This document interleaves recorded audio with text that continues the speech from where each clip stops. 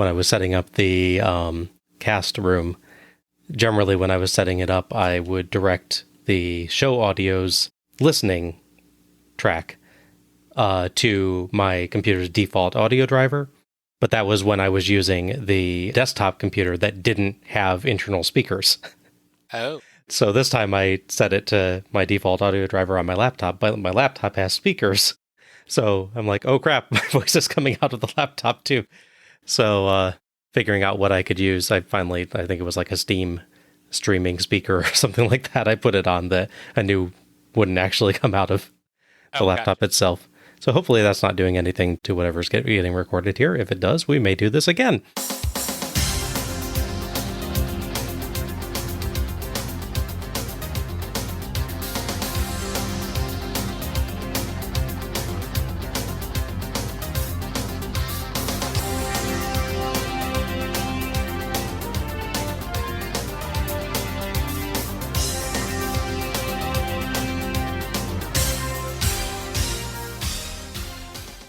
Hello everyone, and welcome to Let's Go to the Ring, where we take a look at the good old days and not so good old days of World Championship Wrestling series by series. I'm your host, Bob Moore, and joining me is a piece of you-know-what with something to pay, Alec Pridgeon. I feel like I'm being insulted, but I'm not really sure. The missing words are pretty vital to that description, so I'm going to go with thanks? Yeah, I mean, it could be a piece of absolute treasure with $20 to pay for dinner. I'm good with that, yeah. Okay, yeah. Fair enough. How's it good tonight, Al? Pretty well. How about you? I'm doing all right now that the audio difficulties we were having are hopefully sorted. Fingers crossed. Yeah, fingers crossed on that.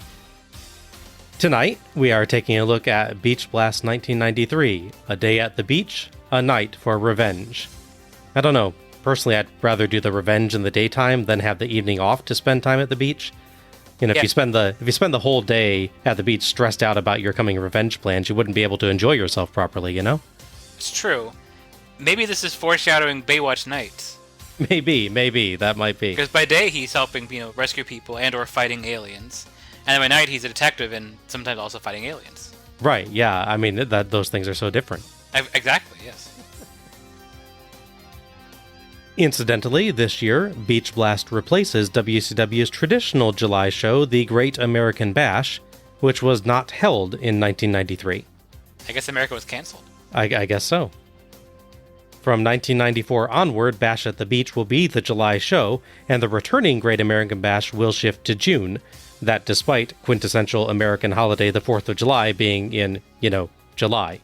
I don't know, I was a little more fond of July 5th personally, but that's just me. That's a personal thing, isn't it? Yeah. Yeah, a little bit. We have 4th of July, and then we have Alec Pridgeon Day. Yes. I celebrate that every year, obviously. Well, yeah. Beach Blast 1993 was held on July 18th, 1993, at the Mississippi Coast Coliseum in Biloxi? I think it's Biloxi. They say it a million times on the show. You'd think I would have figured that out. Yeah. In Biloxi, Mississippi, in front of 8,600 fans, 4,000 paid. The Mississippi Coast Coliseum is recorded as seating between 9,150 and 11,500 people, depending on the seating. So while WCW certainly didn't fill up the arena, it at least got more than halfway there this time. Right. They didn't actually sell more than halfway there, but they filled it. This is true. Baby steps, Al. Baby steps. Yeah, that's true. Okay. They'll do better at filling arenas officially later, obviously. Yes. Beach Blast 1993 earned 100,000 pay-per-view buys, which is quite solid for WCW in 1993, tied for second place with two other shows and only behind Starrcade 1993's 120,000. Not bad then, yeah. So, is it, in fact, safe to go back into the water?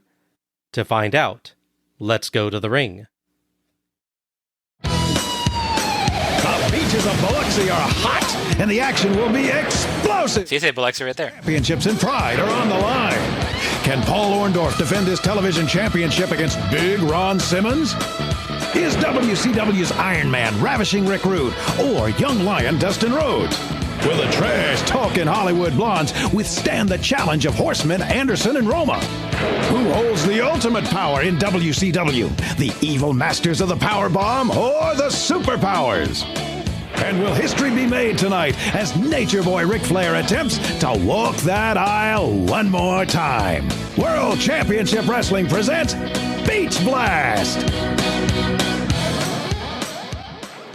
A similar intro video to last year brings us in, building up our TV title match, Iron Man match, World Tag Team title match, and Ultimate Power match. That sounds important. Doesn't it? Yeah. Or like something from He-Man. Yeah, I think Ultimate Power is one of the miniseries did in the Ultimate comics as well. That's true. Yeah. God, I'd forgotten all about those. Oh, and the NWA title is on the line too. Yes.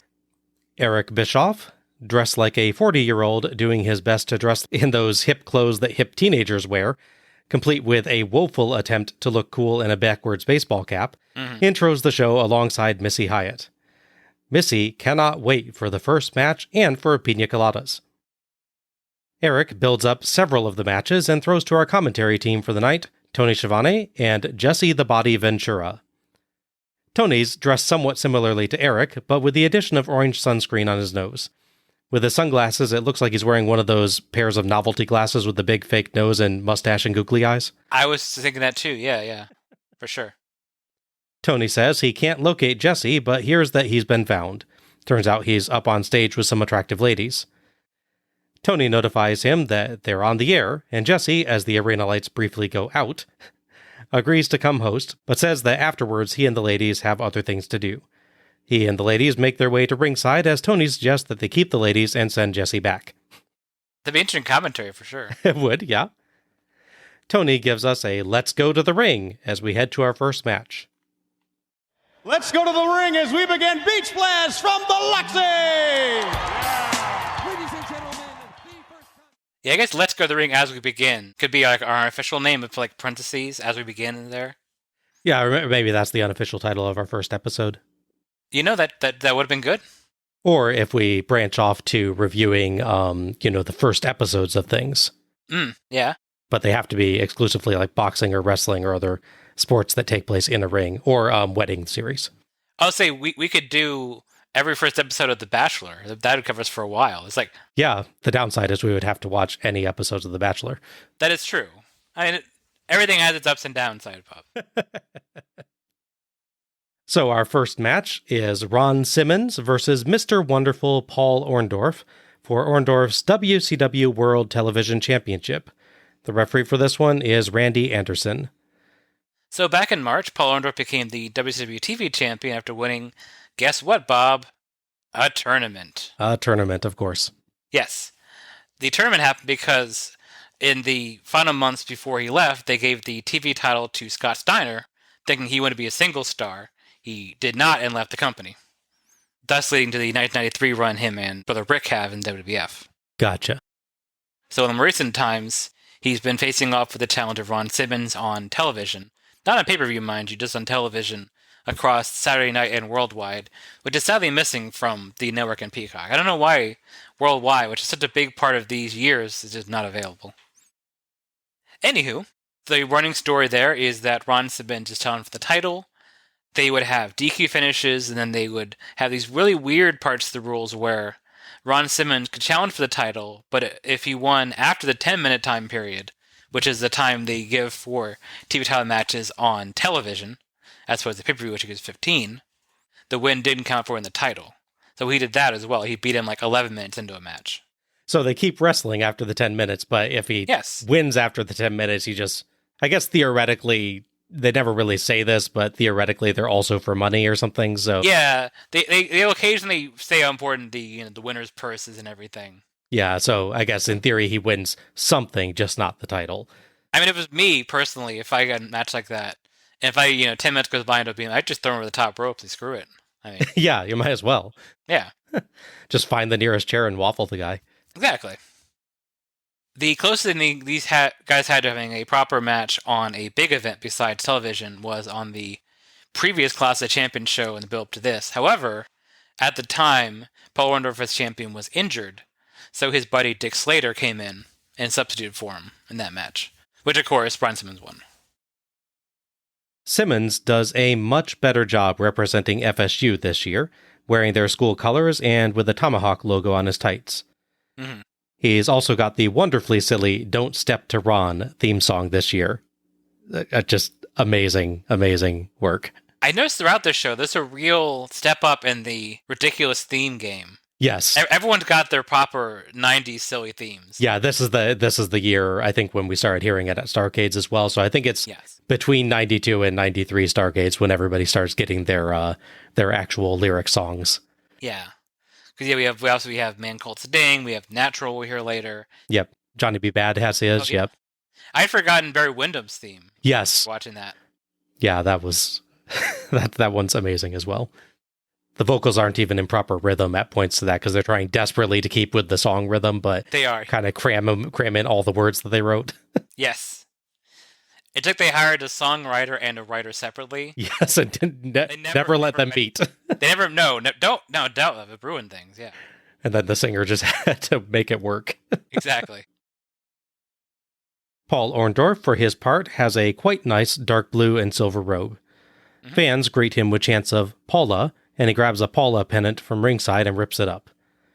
Tony and Jesse discuss the special stipulation for the match. If Orndorff gets disqualified, he loses the title. This because he's been willingly getting DQ'd to retain the title using the normal champion's advantage rule. Correct. Orndorff yells at the crowd, so Simmons knocks him off the apron. Back in, Simmons earns 2 with a dropkick, and Orndorff retreats to endure more chants.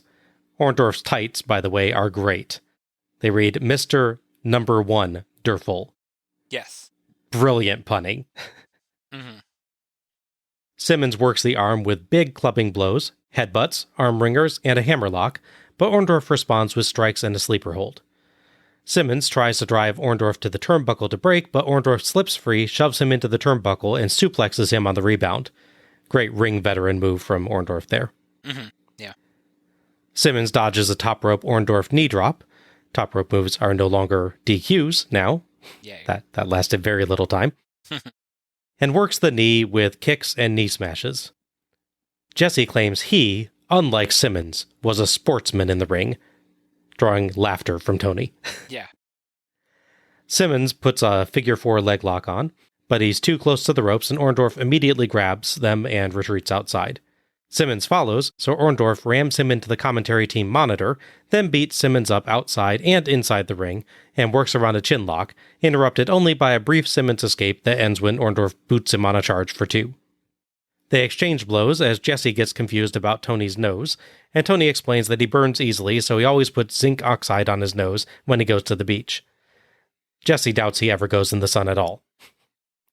He will play a weird kind of vampire monster thing on a future Halloween Havoc, so there's that. That's true, yeah. Simmons earns 2 counts with a power slam, a sunset flip, a back elbow, and a suplex, but Orndorff pokes his eyes and tries a pile driver near the ropes. Simmons counters with a back body drop, but that sends Orndorff over the ropes to the floor, so Anderson rings the bell, disqualifying Simmons, and Orndorff wins. Simmons, not realizing that he's been disqualified, sends Orndorff back in and lands a top rope flying shoulder block for 0, as Anderson informs him of the DQ. Simmons is distraught. Orndorff, inadvisably, retrieves his belt and tries to hit Simmons with it, but Simmons decks him, and grabs the belt. Orndorff beats a hasty retreat as Anderson retrieves the belt from Simmons. Tony sympathizes with Simmons while Jesse says he got what he deserved. Thoughts on this one? That was pretty good. My one complaint I would say is the pacing on this one. It's not a slow match, because I think slow is probably, one, it's overused as a complaint about wrestling matches, but I'd say methodical is probably more accurate. Oh, okay. Because it's one of those ones where, kind of like we had last year, we had a more experienced veteran, obviously in this case, an even more experienced veteran in Orndorff than last year with Simmons. It's definitely them working Orndorff pace. Orndorff probably lays the match out, I would assume. Yeah. In the back, it's part of that. So for better or worse, this definitely is an Orndorff match, just with Ron Simmons sort of getting his big power moves in. I do like what he does with his times he has. His power slams are nice, and his good power displays move. One thing he's definitely picked up between this year and last year, he's picked up a lot more little things in the ring, just from experience. he sells stun really well before he takes the back suplex. Yes. To explain why he doesn't like punch his way out or try to counter it. Yeah, he has definitely, like, he wasn't bad last year at all. No, he wasn't. But he has definitely improved this year. You can tell that's a very good point. Yeah, he gets a lot more of the little stuff, completing his performance style. Mm-hmm. Oh, absolutely, yeah. So first part, I think he does fine. For me, the pace was a little slow, which is, to be fair, is kind of a thing with the Orndorff matches. I don't think it's like he can't work faster matches, it's just he chose to. That's kind of his style he's used to. I think Orndorff really works well with faster guys, or people that do more with like sudden bursts of speed. Like that match he had with Muto, as I recall, being quite good. That was a good contrast. Let me ask you on that. Do you think that that's bugging you a little bit just because it's the opening match? That's probably a factor, yeah. I think it's part of it. I mean, this isn't the first time I've noticed it in Orndorff match. It's not like it's suddenly changed. But yeah, I could see that being a factor, yeah. Just because to me, I was actually thinking, when I was watching this, I was thinking these are bigger, slower moving guys, but they're actually keeping a pretty good pace. Mm-hmm. So I kind of wonder if it's just that there's, in opening matches, you normally get such a quick pace because it's important to get the crowd charged up. Right. That this kind of highlights the difference. Because I felt like they were actually moving faster than I'm used to for these guys. Okay. Because I think they kind of recognize over the opening. Gotcha. I obviously generally don't like DQ finishes, but this was at least a creative way of doing it. Mm-hmm. It's because, for what reason, they didn't want Ron being champion. It's funny because he already was world champion briefly. You thought him lose, but this protects him pretty well because the way it's done, his head is bent down in the pile position, so he can't see where he's at when he's doing the move. Yes. So it's not like with Steve Austin and Muta, again, weirdly enough, where he specifically throw him out of the ring to, get out of a move or to get rid of him. He's just executing a basic counter out of that. And Orndorff takes advantage of that, making sure he goes over. Yeah. I go both ways on that. I think overall, I think, like you, I'm not generally fond of DQ finishes. I agree that this one was a good way of keeping Simmons strong in a loss. And the other thing I kind of do like about it is that, the idea of the match is that if Orndorff gets disqualified, he'll lose the title. Mm-hmm. So they kind of build to the idea of, this match is more dangerous for the heel, but then it's the face that actually gets disqualified. Right. So it's kind of a nice inversion of expectations. Mm-hmm. The only problem that I ended up having with it was that they didn't really tease Orndorff potentially getting DQ'd anytime earlier in the match. Like, I think if they'd used that a little bit to build up the stipulation some more and then had this happen, it might have had a bigger impact. But yeah, as far as the ending goes, I don't have as big a problem with this as I do with some other DQ finishes. It's the execution, I think, is what makes it work. As much as it's going to work for me, this is a good way of doing it, I'd say. Yeah. I generally felt this went pretty well. Like I said, I think it maintains a little bit of a quicker pace than you expect from these guys, though not as quick a pace as you normally see in the opening slot. Kind of feel like if they'd switched this with the second match, then you might have had a faster paced opening, and then this would be perfectly acceptable in the second slot. Yeah. There's some nice little touches to this match that show their familiarity with each other. They're definitely ready to counter each other's big moves and even ready with counters of counters at times. Yeah. The DQ finish is a nice twist ending.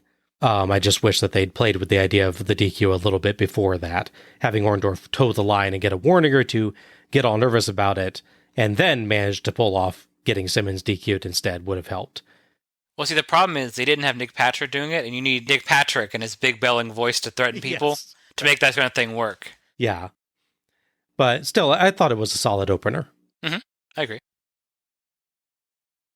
So, based on a promo we'll cover shortly after this, they build up to a match between Paul Orndorff and Ricky Steamboat, which would happen on the August 18th Clash of Champions event, which is about a month from this one, where Orndorff would lose the title to Steamboat. Sans belt, Orndorff would team up with the Equalizer, who we'll also see shortly after this. Oh, poor Paul Orndorff. Sadly, it's not Edward Woodward as the Equalizer. That would have been a much better match. We cut to Tony and Jesse pokes at Tony's nose, still somehow confused despite Tony's earlier explanation.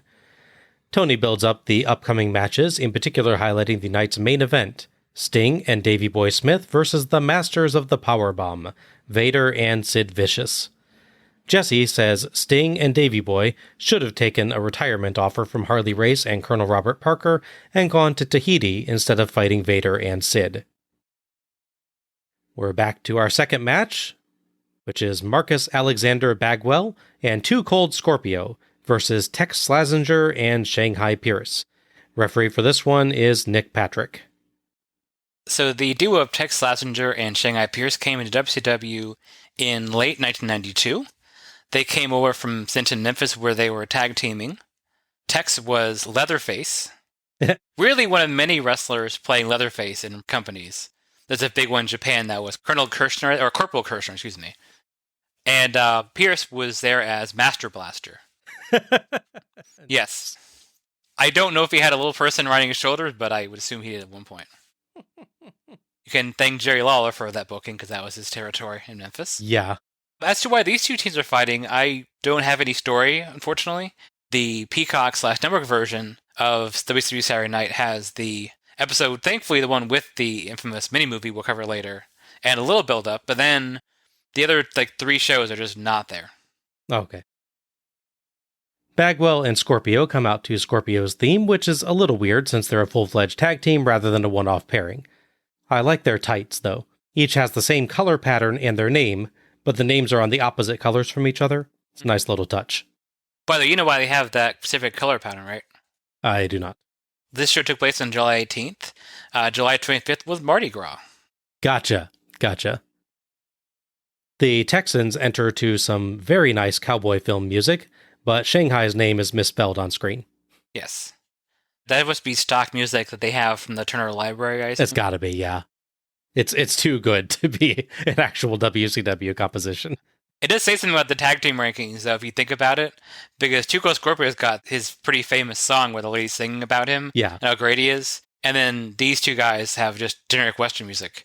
Doesn't even say their names at all. And Bagwell has nothing. Well, yeah. Well, he can at least coast on Scorpio. Yeah, I guess so. Shanghai, of course, wears a mask, reportedly because Dusty Rhodes felt he was too good-looking and would get cheered as a bad guy.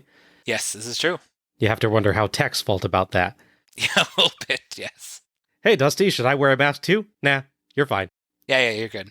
Oh. Don't worry about it. Oh. Oh, yeah. Jesse claims that if Tony hung out with him more, he'd get to meet more babes like the ones from the start of the show. Tony asks why Jesse doesn't invite him. Silence. Don't bring up topics you don't want to discuss, Jesse. Yes. Bagwell and Pierce start. Pierce yells about Texas and gets booed. The mask worked. Yeah. Bagwell yells Biloxi and gets big cheers. Bagwell can't shoulder block Pierce down, but takes him down with a flying body press for 0. Pierce rolls out, and Slazenger charges, but eats a double facebuster from Bagwell and Scorpio.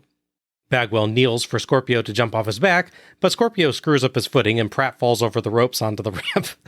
Yeah, that's not great. The Texans quickly cover with stomps. Scorpio redeems himself a moment later with a nice rebound crossbody to Pierce. Slazenger and Scorpio now, and Slazenger beats him up and gets him up top, but Scorpio kicks him away and lands a second rope crossbody for 2.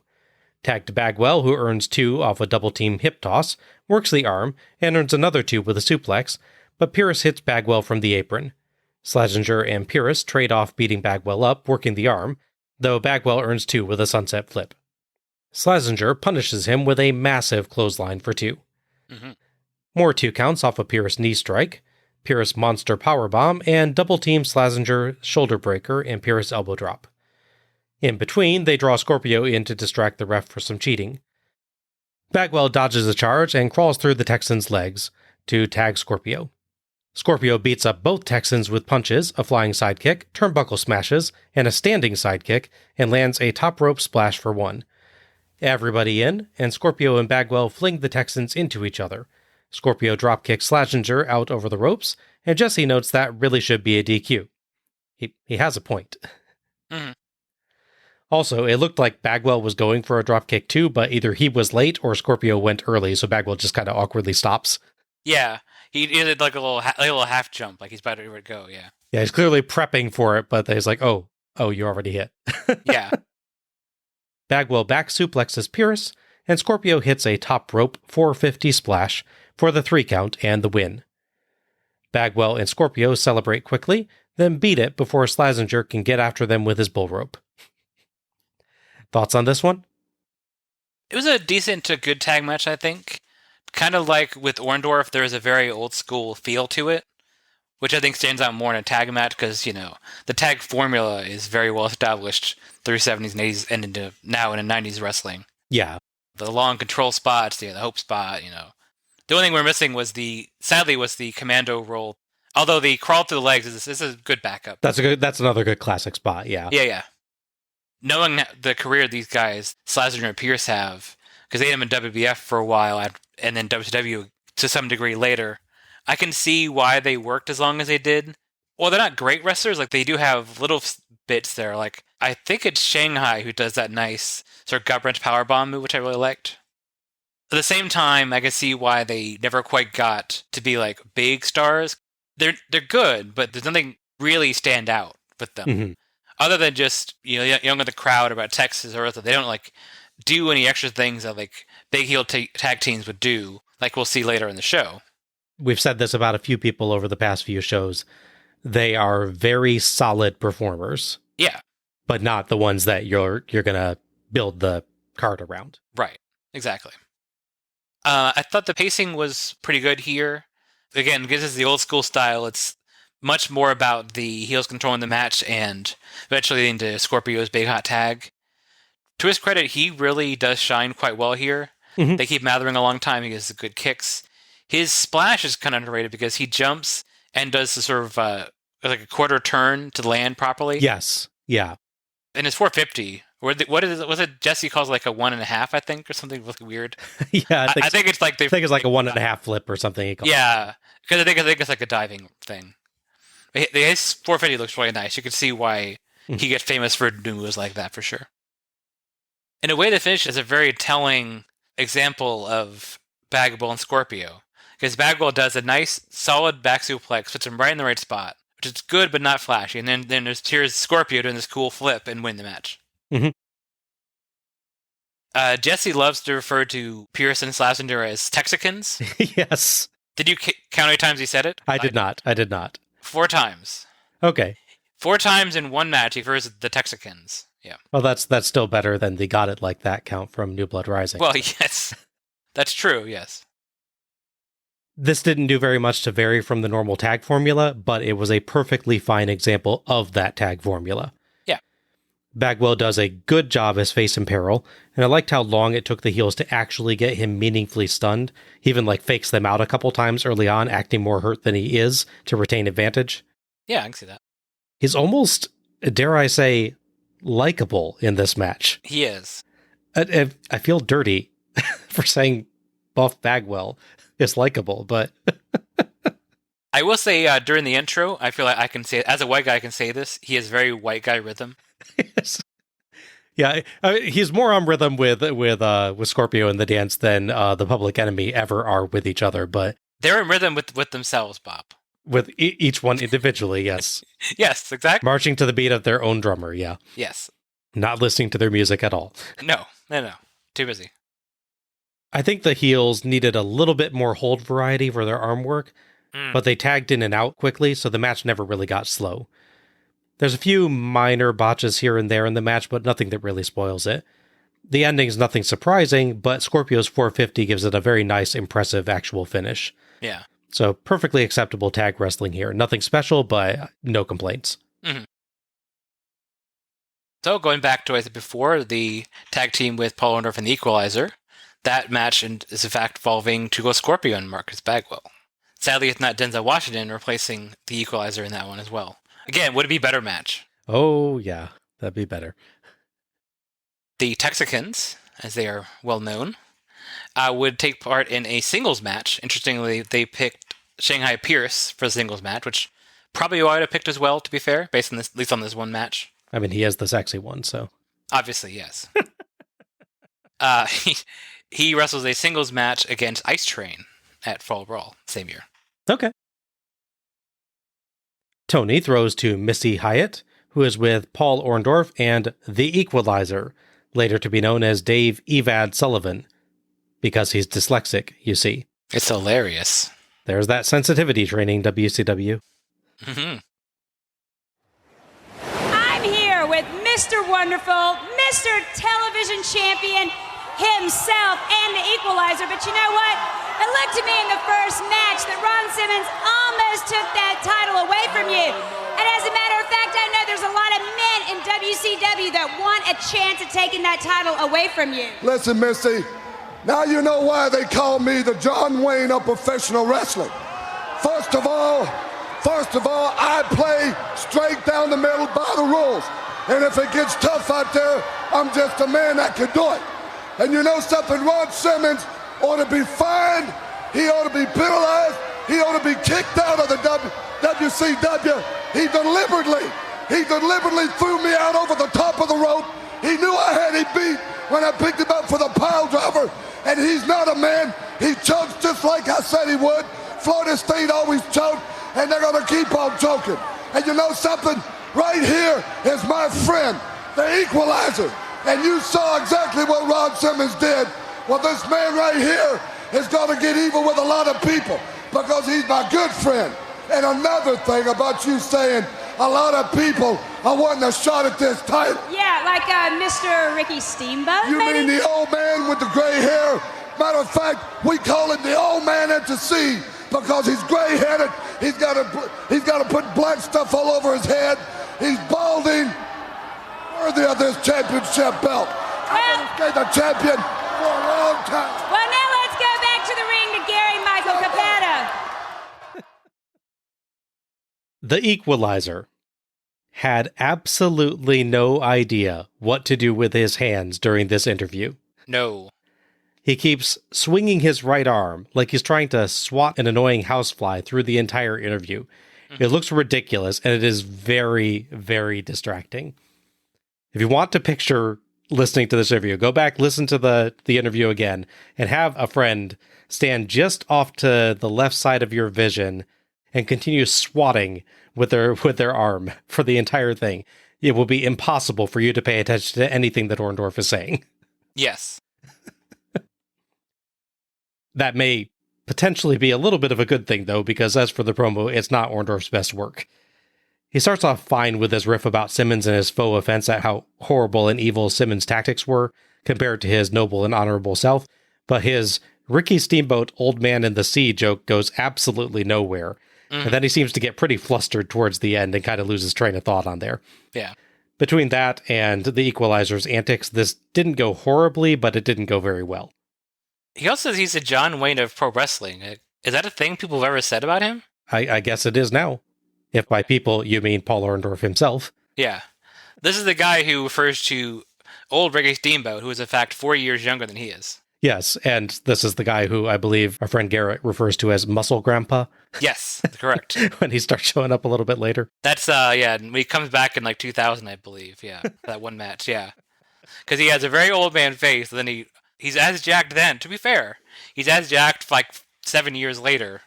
Yes. If not more than he is now, but yeah. Yeah, so it's a little bit rich for him to be criticizing Ricky Steamboat for being old. A little bit, yeah. I kind of feel bad for Equalizer, which is a few times we're going to say this, like ever. Because I don't think it's necessarily his fault. Like, they seem to give him no notes. Yeah. It's either that or he's never been on camera before, which is also possible. It does sound like, Tony, when he intros the segment, says, Missy's there with Paul Orndorff and someone I don't recognize. Yes. So I feel like this is very, very early in Equalizer's run. Yes. And yeah, I agree. It feels like they gave him basically no direction other than stand there and kind of look angry. Mm-hmm. But I still don't know why he went to and swat at the camera or swat at an annoying bug 3 feet in front of your face.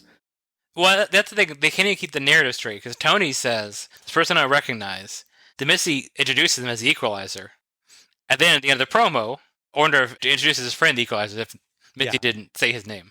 I mean, to be fair, I think Missy introducing him as the Equalizer is fine because you can picture they came out on stage and she said, "Oh, who's this?" And he said, "Oh, that's the Equalizer." So yeah, I guess. I think it's because it comes so quickly in sequence. Yeah. Tony goes, I don't know who this person is. And he goes, here's the Equalizer. Like, oh, okay. Our third match is Eric, that dropkick, Watts, versus Lord Stephen Regal with Sir William. The referee for this match is Randy Anderson. Jesse oddly suggests that Watts will struggle to get to the ring because they don't have a beach in Oklahoma, where Watts is from. What? Okay. Watts hands out tiny American flags to fans as he walks down the ramp. Sir William brings out Lord Regal, who, as ever during this time, has his amazing red, blue, and gold cape. Oh, yes. Absolutely terrific. Mm-hmm. Regal looks besmirched by the very concept of wrestling in Mississippi, as Sir William waves a tiny Union Jack. Watts waves a slightly larger U.S. flag in response. It's the Battle of the Tiny Flags. Yes. Tony says, however this ends, Watts will learn something wrestling Regal. Hopefully, that'll be how to throw a dropkick. Regal gets a series of arm holds, but Watts reverses a wrist lock into his own and holds on through a Regal monkey flip. Jesse says they have great scientific wrestlers in Oklahoma because there's nothing else to do there. Oh. They continue trading arm holds, sneaking in rare strikes, until Regal flips Watts to the mat and forces his wrist down for a couple 2 counts. Watts bridges free, but Regal levers him down from a top wrist lock for a couple more 2 counts, then flips him to the mat again for 2. Watts rolls over for 1 and Regal rolls back for 2. Jesse and Tony both criticize the crowd for not applauding. Yeah. I agree. This is actually really good. Watts works around a hammerlock and gets 2 with a roll-up.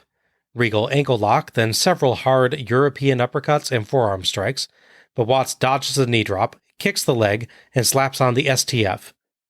But he's too close to the ropes, and Sir William sneaks in a vicious slap to the face, while Anderson isn't looking. Watts yells at Sir William, so Regal forearms him from behind and rolls him up, pulling the tights for the 3 count and the win. Regal celebrates with Sir William in the ring as Tony decries his tactics. Thoughts on this? So, this is kind of one of those matches you'd be of two minds of, I think. Mm-hmm. If you really want to see the fundamentals of how you can work arm holds and leg holds, work through holds, and you're really into that catch can British wrestling, which obviously Regal is very familiar with, then this is a really amazing match. If you're into traditional pro wrestling, then it's a match where they just kind of roll around and admittedly creative holds to unfortunately 0 heat from the crowd. Yeah. The problem is that this match is like 7 minutes long, and like 5 minutes of the match is this. And because the crowd's not into it, it just really suffers the whole thing. Crowd interaction really is a factor in matches. Yeah. But the thing is, so once it actually gets into would be second gear, that's when they go right to the STF and then the slap and the pin. It's like once the match is really starting, you're like, oh, it's over. I will say on the fundamentals there, they did a good job of positioning where the hold was. So yes, Sir William could hit him. Randy Anderson actually did a good job in this match of clearly not being aware of what's happening because he's looking away from it. They just did everything really well. And even just the basic thing of Regal, when he does the roll-up, he pulls him at a slightly higher angle, if you notice. So it's not just the normal grab and roll spin over. So yes. It's a higher angle, so it's even harder to get out of. And of course, having the tights helps as well. Yeah. And Sir William's slap is a really good one, too. Yeah. He does a nice, solid-looking slap there that you can see being like, oh, okay, yeah, I'm breaking the hold for that. No, absolutely, yeah.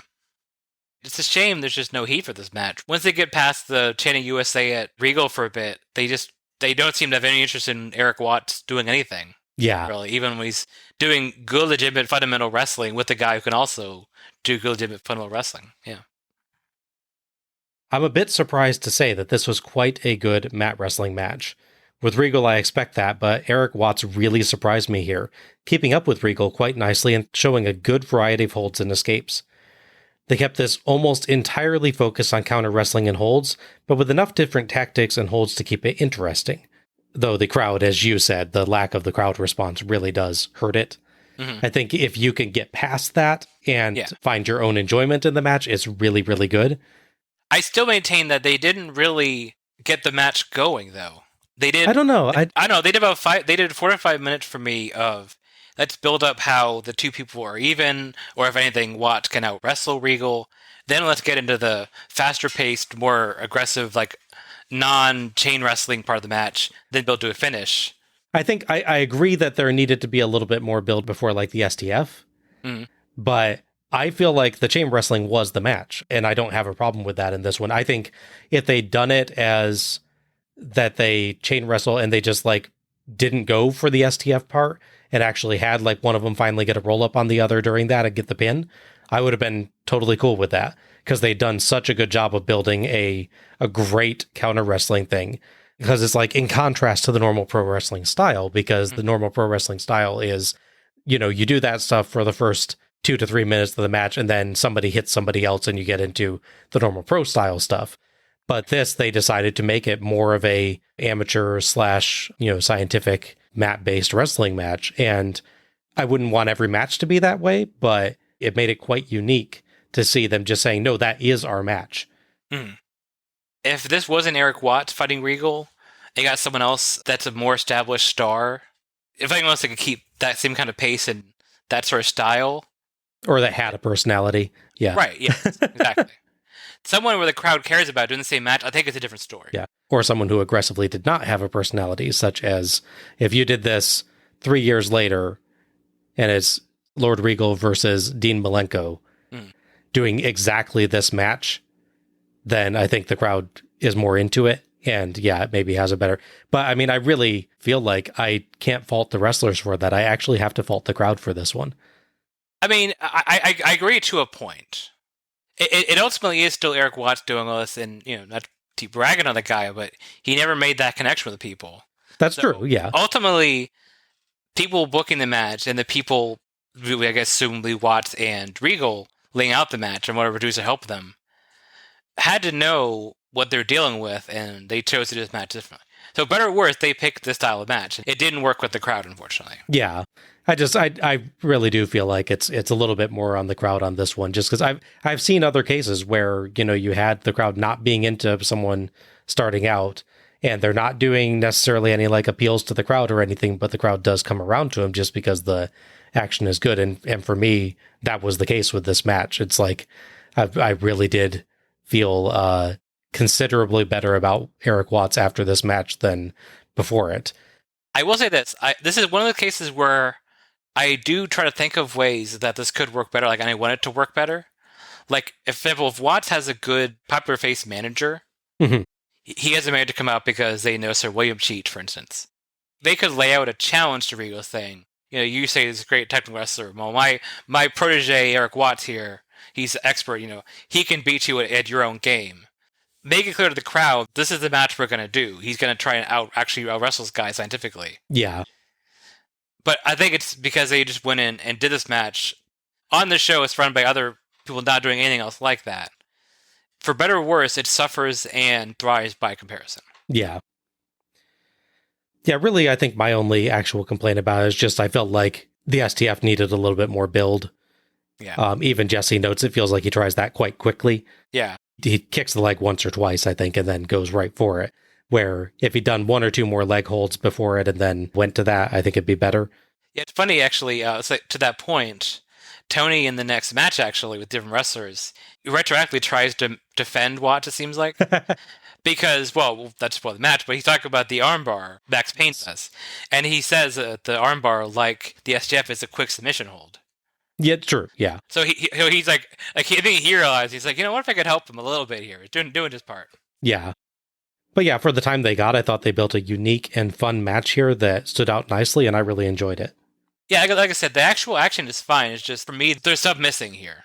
They start to build up to the next part of the match, and then it just ends. As noted, the next TV champion post-August would be Ricky Steamboat. Well, his next challenger would appear, and that would be Steven Regal. Okay. It is worth noting there's a certain bit of irony here, because the finals of the TV tournament back in March was Paul Orndorff versus Eric Watts, and Eric Watts lost. So to clarify, the guy that beat Eric Watts is then challenging for the TV title against the guy that beat Paul Orndorff? Yes. Regal's challenging Steamboat, and Steamboat beats Orndorff, who beat Watts. So there's a certain...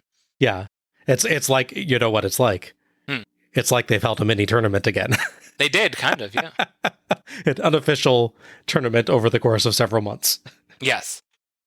As far as Watts goes, it's an interesting mixed bag, so reading up on him. So, on TV, unfortunately, he would basically lose every match he had for a while. That said, on the house show circuit, he wrestled a series of matches against Chris Benoit. Oh, wow. In which he won every single one of them.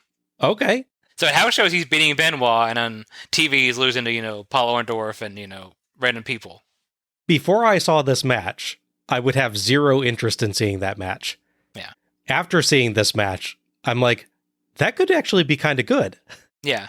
Just don't let him throw a dropkick. But No. Yeah. But yeah, I could actually see that kind of working.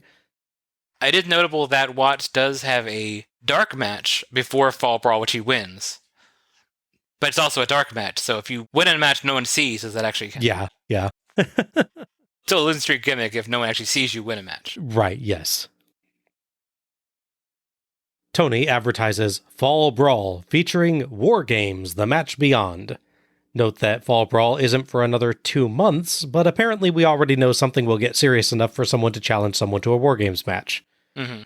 Price of having to advertise early, I guess. Yeah, it's a thing. It's like people talk about recently with WWE. Yeah. They announce their calendar schedule and they say, October, for instance, is Hell in the Cell pay-per-view. Yeah. So then hopefully, and then not every year they did a great job of this, they'd have to build up a feud through the next 2-3 months to make it logical that someone goes, let's go to Hell in the Cell match. Yeah. Because no matter what the story is going, at least 2 people were going to have Hell in the Cell matches. That's the struggle with those, like, event matches should be things like the Royal Rumble, where there doesn't have to be a straight storyline for them other than everyone questing for the title shot. Yeah, you build on the existing story. You build feuds that happen inside the match, but they don't need them for the match, correct? Matches like War Games or Hell in the Cell should be ones that grow naturally out of an existing feud, so you really can't advertise those months in advance as, yes, we will definitely have this match type at the show, or it kind of calls into question your storytelling a bit. Yeah. As promised, Jesse interviews the winner of the last match, Lord Stephen Regal, accompanied by Sir William and his tiny Union Jack. A sign in the crowd proclaims, Biloxi welcomes the WCW. They've even got the crowd doing it now, Al. I noticed, yes.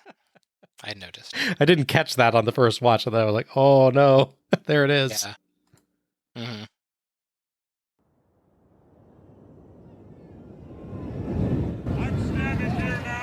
With Lord Stephen Regal, who has come to us all the way from England. And Lord Stephen, it is indeed my pleasure to have a blue blood to be able to interview here at Beach Blast in Biloxi, Mississippi. Lord Stephen. Right Honourable Mayor Ventura, am I correct? That's correct. It makes a change from that imbecilic fool Schiavone. Now, Eric Watts, who's supposed to be the all-American athlete, some kind of brilliant amateur career. I didn't even break a sweat beating him. I noticed before that Mr. Wonderful Paul Orndorff retained his world's TV title. Now, as everybody knows, his lordship, am on a mission, I should think you could call it, from the Queen, and I am going to take back the world's TV title, so Mr. Wonderful, I'd watch out, because as the great Winston Churchill said, we will fight them on the beaches, we will fight them in the trenches. Nowhere is safe when the Queen has sent his lordship on a mission. And William, I hope you have those crumpets toasted well. Let's go. Thank you, Lord Stephen. Lord Stephen Regal, all the way from England. Let's go to you now, Eric Bischoff. Quite a nice short promo from Regal here with a ton of personality. Oh, yeah. I love how he managed to claim, with a straight face, that he did not break a sweat beating Watts, while visibly dripping with sweat. It's great, yeah. That is some willpower, dude. Mm-hmm. I also loved him taking a moment out to completely unnecessarily insult Tony Schiavone as well. Yes, yeah. I was kind of disappointed that Tony didn't say anything. Yeah. You're like, oh, okay. He's just used to it, receiving abuse from people now, I guess. That's true. After spending time with Jesse Ventura. Yeah, it's Stockholm Syndrome at this point. It's interesting to see a heel cut a promo against another heel, too.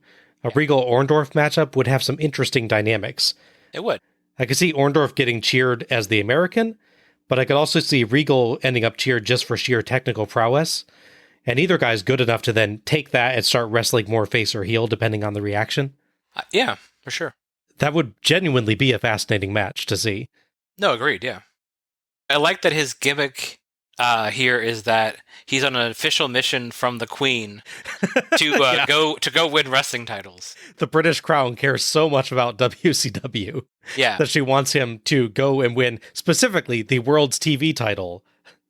Not the world title, not the other world title, not the tag titles or anything like that. The world's TV title. I guess she just watches a lot of television and she really, really wants that specific belt. Yes, the queenship. He watched lots of telly. Yep. But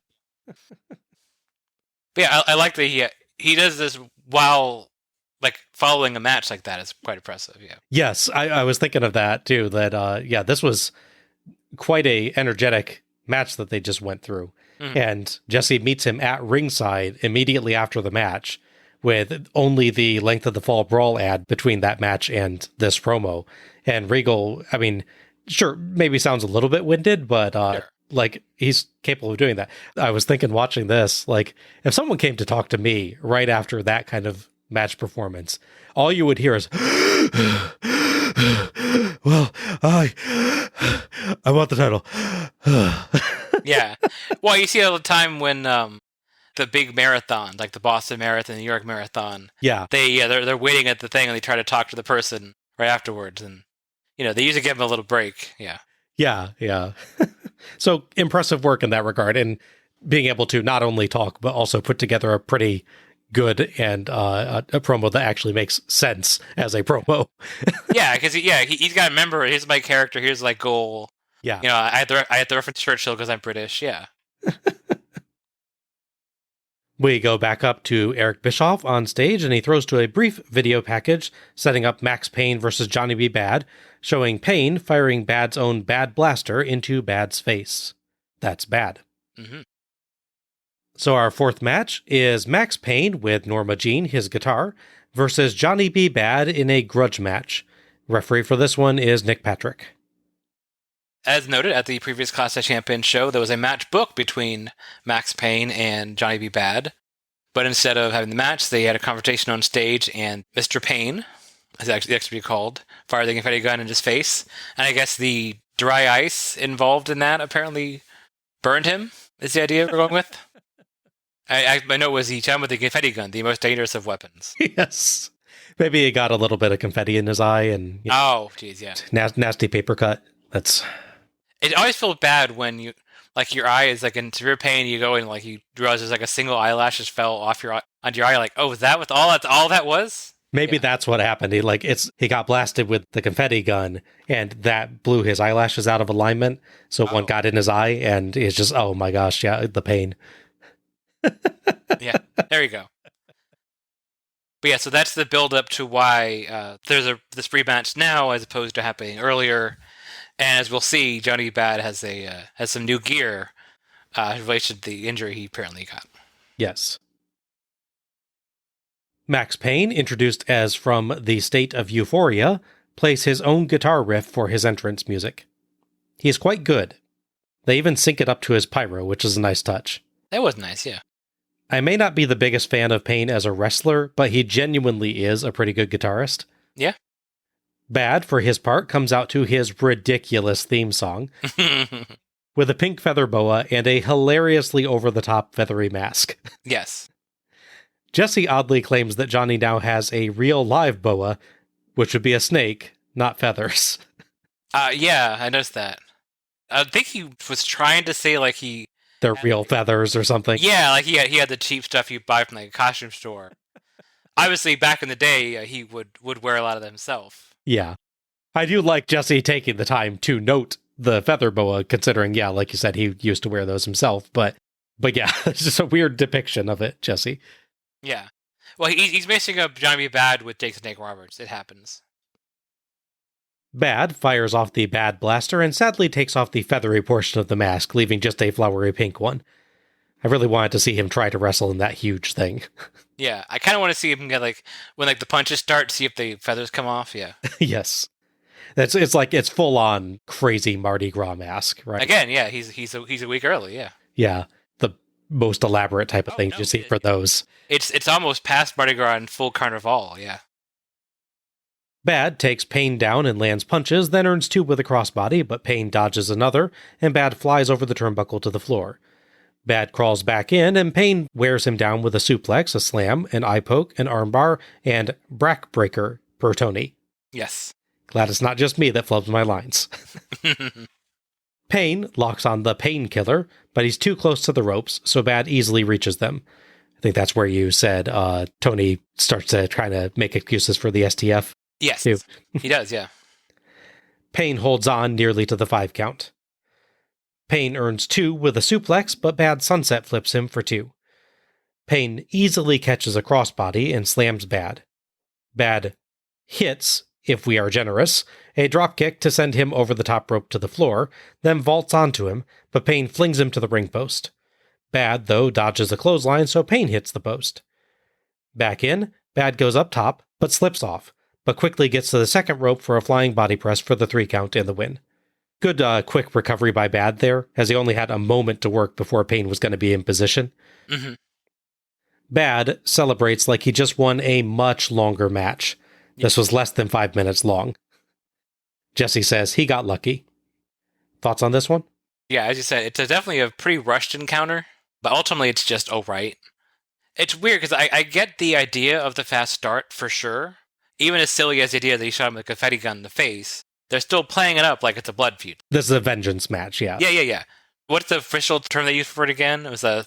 grudge match, yeah. But then there was the special grudge. I think they said special grudge match? That probably did. I think we know that. We're like, what's a special grudge match? Well, and also that's weird, because it's like they list it as a grudge match or special grudge match or what have you. This is clearly not actually a no DQ match either. Correct. Because they're threatening DQs through the entire thing, yeah. Mm-hmm. Yeah, so I get the idea of the fast start, and absolutely have no problem with the counter they get into, where he's knocked aside, and then Max takes control. Max still, at this point, doesn't quite have the complete look he's going for. He looks really good coming to the ring, but once the jacket's gone, the guitar is gone, everything's kind of slightly mismatched. It's like regular t-shirt over actual ring gear for the pants. Yes. Yeah, he needs something different for the top. Yes, for sure. Or to commit to the full rock and roll look he's going for, right, not yeah. the wrestling. It's like singlet bottoms, basically. Yeah. Yes, exactly. And when his shirt's also very busy. It has his name and logo, and it has 5 logos in the front. There's fashion victim and stuff. Yeah, there's too much going on in that shirt. Which, yes, you are a fashion victim, and it's clearly your fault. Yes, exactly. You can't focus on any one thing he's wearing. It's too much. Other than the ending, I thought they worked fairly clean. The landing the outside was a little off. The problem with the ending, I feel like Max must have been late. Bad was ready to go, and then Max kind of takes a couple steps the other direction. If he had jumped off when he was ready, he'd probably been fine. And he's not ready, so then he sort of adjusts quickly. To me, it looked like he went up, but he went up a little bit too fast and lost his balance. Like he got up there with too much momentum still and kind of slips. But then he really genuinely recovers really, really fast. I was impressed with that he didn't let it rattle him. Yeah, I wasn't sure if it was that or... because it looked kind of like Max was there, and then he sort of took a step away. So then he has to adjust there. But yeah, not entirely sure who's at fault in this. The question I have with the ending is, why does the crossbody suddenly work as a super effective move? Yeah. Because he just caught one a minute and a half earlier. And not given nothing, he just caught him and slammed it down. Yeah, I guess, you can say he does look like he's reeling a little bit at that moment, but yeah, it is a little weird for that to be the finishing move. If this was a tag match, you could have whoever had been Bad's partner do the classic, getting your hands and knees behind him thing. Yes. That, or you do the really impressive crossbody, like you do a Ricky Steamboat crossbody, or, a young Randy Orton crossbody, then I get that as a finish. But yeah, it's just weird that suddenly this wins the match for him. Oh, okay. Yeah, you could have sort of lead into the boxing thing, for instance. You could have Max Payne goes to powerbomb him, and once he's got him up, he gets a good right hand and knocks him down. Yeah. He falls over, something like that. Yeah, and that's where they kind of start going with him with when it's later in his run in like 95, you start seeing them building up the, hey, he's actually a Golden Gloves champion. Correct. Yes, he is, yeah. Yeah, for me, this was short and not terribly varied, with a lot of punching, but it was quite good punching. As I noted, Bad is a former Golden Gloves champion, so he does know how to make his punches look good. Payne moves slowly, but the size difference helped make him look quite powerful, and his easy catch of the crossbody mid-match was cool. Nothing really special here. This needed to either be more vicious or more complex, but as short as it was, it didn't overstay its welcome. Mm-hmm. I was surprised. I was doing a little research on Max Payne. I didn't realize he had much like legit wrestling background before he shows up here. He actually trained in New Japan. Oh, okay. Back in the late 80s with, weirdly enough, the guy come up, not in the show, but he's come up twice now, reference Chris Benoit. Okay. It's weird because he has like legit shoot sort of wrestling background. He has his size. But then they lead into like his rock and roll stuff, and he has all these patterns and things going on, and you kind of lose what he could really be doing well, unfortunately, and all that. Yeah, it kind of feels like a guy where they've got a lot of ideas for what he could be, but they never quite settle on something. Yeah. Fittingly, there would be a rematch on television a few weeks later, which would be a no DQ match. That would have made sense tonight. Yes. That match would go to Max Payne. So that would lead to the next Clash of Champions show, which again is in August, which would have a mask versus guitar match, which Bad won, thus stripping Max Payne of his guitar. Norma Jean, no. He can buy a new one with all the money he apparently won off the lawsuit over his name. Oh, right, yeah, over the Rockstar game. Uh-huh. Yeah, Max Payne, yeah. They didn't release a settlement, but the fact they didn't release a settlement tells you it's probably a lot. Yes. That's usually how that works. As Jesse pokes at his nose, Tony builds up the upcoming Iron Man match and tag title match. Tony says this edition of the Horsemen may be new, but if he were in a tag match, there'd be nobody better to have on his side than Arn Anderson. Jesse says the Hollywood Blondes will still retain their titles. And Tony gives us another let's go to the ring. He's so generous. What is this stuff on your nose, Schiavone? Would you get off of this? It's gross. Look at it. Ugh. Somebody get the hook. Let's go to the ring. He has nice inflection on that one, too. Let's go to the ring. A little upward inflection at the end. He's so aggravated. Yes. Our fifth match is the Horsemen, Arn Anderson and Paul Roma, versus the Hollywood Blondes, that's Stunning Steve Austin and Flying Brian Pillman, for the Blondes WCW World Tag Team Championship.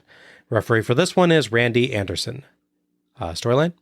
Yes, at the last pay-per-view, which we've already covered thanks to our weird schedule, we were introduced to the new Four Horsemen, which included the addition of Paul Roma, fresh off being a mid-card heel pretty much his entire career in WWF, which was definitely not a choice that he's suddenly in the, I guess, top faction in the company. Brought in the, I guess, will later be known as the Randy Orton role, as the young up-and-coming guy that's going to lead the company, win all the world titles, and do super well. I mean, to be fair, when you're bringing someone in to get him exposure, you probably don't choose a guy that already has exposure. Yeah, I suppose. Yeah, so the idea is now that the group has been reformed, their goal is to, of course, win all the gold, because that's what they're known for. At their peak, they'd have, world champion Ric Flair, TV champion Arn Anderson, tag champions. You'd have, sometimes you'd have some version with Windham and, blue blank on people now, but yeah.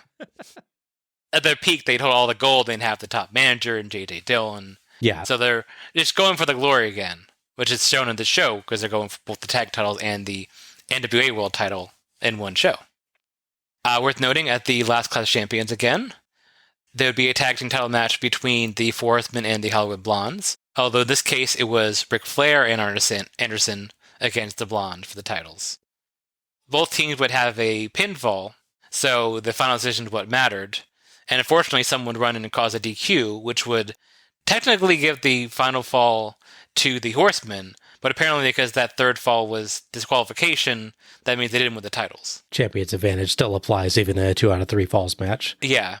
I guess at least it wasn't the first fall, and then the rest of the match is pointless. Right, yeah. Like with poor Ron Simmons and the 10-minute time limit. Yeah, right. It just seems weird that you have one pinfall, but it doesn't matter because the second one is disqualification. Yeah, it is. It's a strange rule interaction where you kind of feel like maybe that should explicitly be waived for a 2 out of 3 falls match. Right. I mean, you could have him lose via countout. You have Flair be distracted by what happens and call out of the ring, and then they definitively lose a second fall. But it's not been pinned. But it's in a way that doesn't really hurt them, yeah. Yeah, exactly. It's just weird that you can win a 2 or 3 falls match, but because the second fall is DQ, it doesn't count. I don't know. Yeah. It's WCW. The Horsemen are out first, wearing t-shirts that look more like advertisements for a horse riding camp than a tag team. Yeah. A person in the crowd has a way better shirt, referencing the return of the 4 Horsemen that looks like very apocalyptic themed. Oh, yeah. It's like, it looks like a metal album cover kind of or something. It does, yeah. Yeah. Their theme song is pretty good, but nowhere near the epic mid-90s theme that they'll later have. Oh, yeah. The Hollywood Blondes have a great look with their starry vests.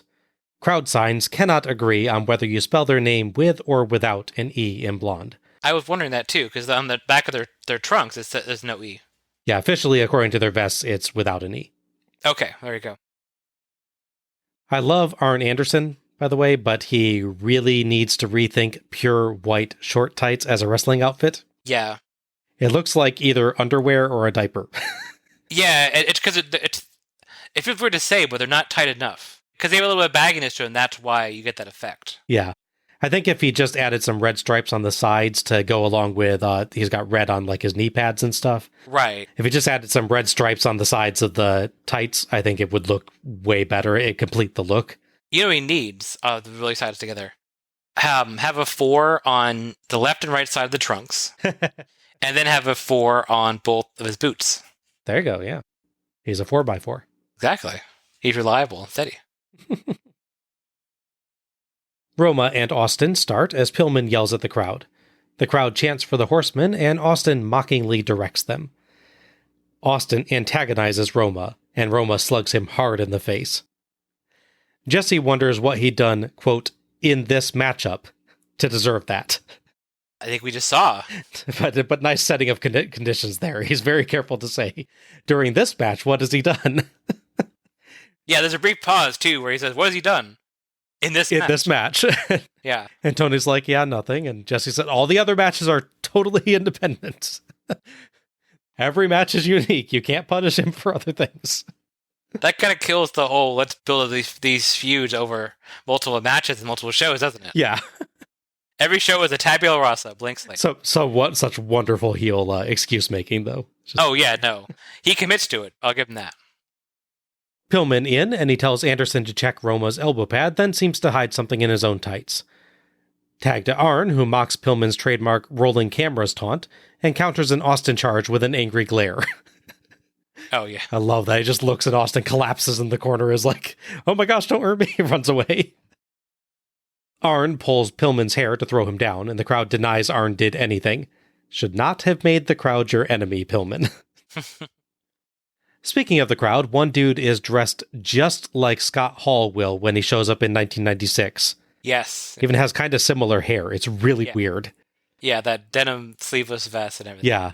I swear that when I first caught a glimpse of him, I thought, oh, it's Scott Hall. Yeah, like, wait, it's way too early. He's over in the WWE. It's either too early or too late. True, yes. Pillman tags Austin, who immediately gets arm dragged. Arm dragged? Yeah, I'd go with that. Austin back body drops Arn and hits forearm drops for 1 count and a 2 count.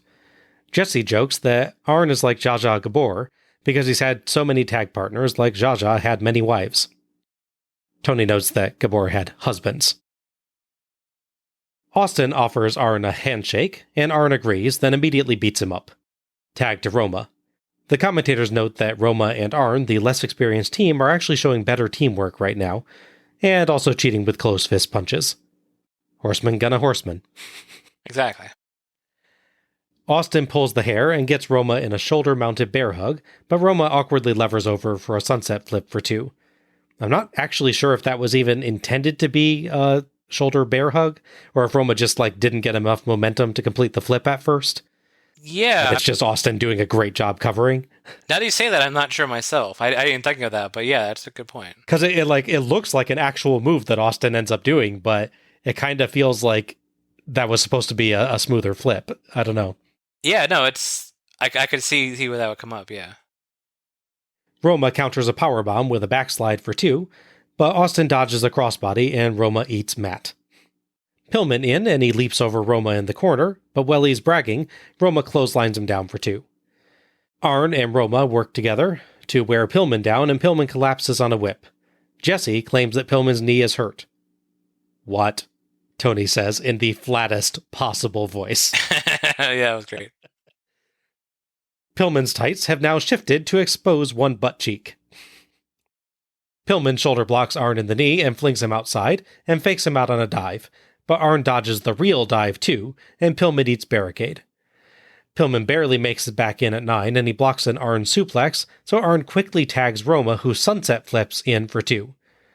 Austin saves, and Roma goes after him, so Pillman knee strikes him and distracts the ref so Austin can dump him on the barricade. Back in, Pillman and Austin trade off wearing Roma down, expertly preventing his escapes. Austin pretends to ride a horse to taunt him. They use Arn to distract the ref and do an interesting double-team rope choke. Austin holds Roma's legs to elevate him, and Pillman holds his neck to the ropes. Meanwhile, a sign in the crowd praises Bret the Hitman Hart. I'm sure that WCW was thrilled to see current WWF performer Hart praised on their show. Yeah, I bet. If you notice, the camera starts to zoom in a bit to try and hide the sign. Oh, it did. But it can't quite get it out of focus. Yeah, it's funny. Nice. Roma eventually smashes Pillman to the turnbuckle and tries a top rope dropkick, and Pillman counters with his own dropkick, but both miss. Both of them make the tag. Arn runs wild and counters a Pillman back body drop with a DDT. Arn goes for the pin on Illegal Man Pillman, and Austin axe handles him for 2 for still Illegal Man Pillman. Tag to Austin, who was legal anyway, and he and Pillman trade off wearing Arn down and get 2 counts with Austin elbow drops, and Austin smashing Arn's face into Pillman's boot. Arn tries the DDT, but Austin drops him on the ropes, and the Blondes sneak in double teams whenever the ref is not looking. Arn almost gets to Roma, but Pillman decks Roma, who charges, distracting the ref so that Arn's roll-up only gets 2. Austin belly-to-back suplex also gets 2. Arn ends up on the apron and suplexes Austin outside, and Tony claims that's not a DQ because Arn was himself outside. Jesse points out that Austin still went over the top rope. Again, he has a point. Yes, he does. Pillman double axe handle for 2. Butt cheek is still hanging out, FYI. Yes. Arn hits a diving Pillman with a double axe handle and tags Roma, who runs wild with punches, back body drop, and press slam, and everybody gets in. Arn flings Pillman out, and Austin dodges a Roma clothesline but runs right into Arn's beautiful spinebuster for 2 for Roma. Mm-hmm. Roma rolls Austin up, but with the ref getting Arn out of the ring, Pillman clotheslines Roma, and Austin rolls on top and pulls the tights for the 3 count and the win. Austin collapses to the ramp as Arn checks on Roma, and the Blondes celebrate with their belts, exhausted. Thoughts on this one? I enjoy this match quite a bit. I think in talking about this compared to the second match, the other tag match, this really nails the more advanced tag formula. Mm-hmm. And this is people that are really used to tag wrestling, especially Arn, obviously, wrestling tag wrestling for a long time. So it's a really good use of this formula. They do all the tricks, the missed tags, the refs distracted. They definitely nail all that stuff. I will say they take a while to really start, don't they? To be fair, it is character work. It's, the heel stalling, like, take a move, go outside, oh, my face, sir, you can check on me and everything. Yeah, fair enough. This match feels maybe, I don't know, what do you say, like 5 minutes too long? I think so, yeah. I think, like, it's not huge. No. But it just feels like between the start and maybe they go a little bit too long on each of the face and peril moments, there's just not enough to break them up or something. I don't know. It's not major by any means. No. I think it's still a very good tag match, but it just definitely feels like you could trim it a little bit here and there. For sure. No, I can absolutely see that. For me, I thought everyone, for the most part, did a really good job. Arn obviously has his character down, and he has all the fundamentals in the world to look really strong in this match. Yes. Pillman, other than the fact that he's half exposed for more than half the match. When I was rewatching, I made count of when the time was. Like, when it happens, it's like an hour 16 in the show, and it's there throughout the rest of the match. So it's a good more than 10 minutes, close to 15 minutes, yeah. There is no way you did not realize that this had happened, Pillman. In fact, there's a brief bit on the outside, I think when they're both out there and they're attacking, I think it's Arn. Austin's out there, he does a bump, and he adjusts his own tights, like, just very quickly. And it's like, so you guys can't do that. Yes. Pillman just says not to. I think the one that doesn't really truly shine, I don't think they do terribly here, but Roma doesn't really have a big moment for me, or moments that stand out as being really, really impressive. He has solid fundamentals there, but there's weird things like the way he does the backslide. It's like he almost necks himself doing it. Yes, yeah. He does give himself a thankfully slight head bump turning over. He doesn't go on the shoulder like he's supposed to. Yeah, fortunately, it's just him kneeling down for a backslide, not doing a Hurricane Rana or something like that. Right, so, yeah. Other than that, he doesn't really botch anything. It's just he throws good punches, he throws decent cross bodies. The only other point that I noted is just that bit with him doing the flip over Austin, where I'm just not sure if they were actually intending to do the bear hug bit but if that is a botch, it's so well covered. I mean, they do an excellent job of making that look like what was supposed to happen. Yeah. I will say he looks pretty good in his missed cross body, although he is out cross bodied in the next match by a mile. As for the finish, I totally get why they do this finish. So you have the classic thing with the heels cheat. It kind of works because it's the ref's distraction. It's still one of those ones where a basic move ultimately wins the match. It's just a clothesline, but clothesline into a pin, so you kind of give it a little bit of a pass. Yeah, you can reason that it's like he's totally not ready for that hit, so it has more impact than normal, yeah. Right, and it's not like he's clotheslined and then Austin goes and lays down for a pin. He knocks him into a pin, so it's a little more... And he also does hold the tights, too, so... Yeah. For me, it's a very minor blemish that they went that direction, but they also don't mess up the finish, so it's like the bad finish, it's just not what I like. The timing's very good on it, and I mean, it's a genuine finish. It's not a DQ, it's not a count out, it's an actual pinfall, it's a definitive ending to the match. It is, yeah. I don't prefer that finish, but I have no critique them for how they did it. This had some excellent tag team action from these teams. There's a lot of subtle little moments and perfectly timed close calls on tags, and great teamwork on both sides. There's a wonderful moment where I believe it is Pillman going for the tag on Austin, and Arn manages to stop it, and Austin still swings just an inch away from being able to actually make contact with Pillman's hand. So it's like an absolutely perfectly timed moment there. Really nicely done. There's several of those over the course of this match where they do an excellent job with these close calls on tags. Yeah. We got some really classic tag spots, in some cases some Anderson-style tag blocking being used against Arn's team, which is neat. Mm-hmm. Yeah. And some good face and peril segments where either Arn or Roma kept fighting, keeping the crowd into the match even as they got worn down. I do feel like I said, this went a tad long for what it had, though. Just cutting a couple minutes from those bits would have helped, as we kind of get some repetitive spots as the match wears on. Mm-hmm. Also, they do set a few things up in the early match that never really pay off, most notably the bit where Pillman seems like he's hiding something in his tights. Oh, yeah. But then there's no hidden object that ever appears to get used. Unless maybe that's happening during that final clothesline, but I didn't notice anything like that anyway. And they don't build up, oh, look, here's the thing you missed. You noticed this before, yeah. So it occasionally feels like this hasn't quite been fully thought out as a result. But regardless of that and the persistent Pillman buttocks, it ended up a good, fun tag match, as you'd pretty much expect with the Hollywood Blondes and Arn Anderson in there. To his credit, like you said, Roma did his part well enough as well, but if there's any question of where expert tag work comes from, I think we all just credit Arn Anderson more. Oh, yeah. has a bit of a history there. Just to talk on Roma for a second, I agree. I don't think he did anything wrong on this match. I think he did all the basics perfectly well. That's really the thing with him, I think. People will talk about Paul Roma as like the worst of the Horsemen. I don't know if I totally agree with that, but he's definitely among the lower ranking members anyway. Yeah. It's not because he's like an actually bad wrestler. I think what it is more to me is it feels like he is an average, generally acceptable wrestler that seems to think that he's more than that.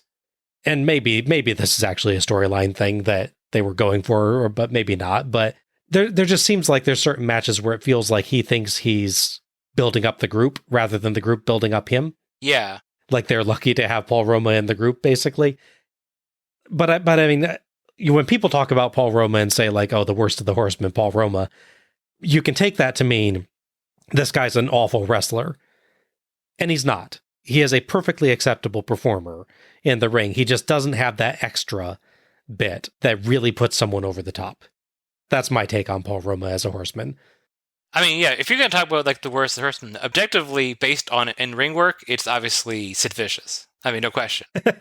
I defend Sid Vicious way more than you do, but that's objectively true. Sid Vicious and Mongo, I think, are the two worst in-ring workers that they ever have. Just both of those guys do have more personality than Roma, and I think that's what kind of saves them.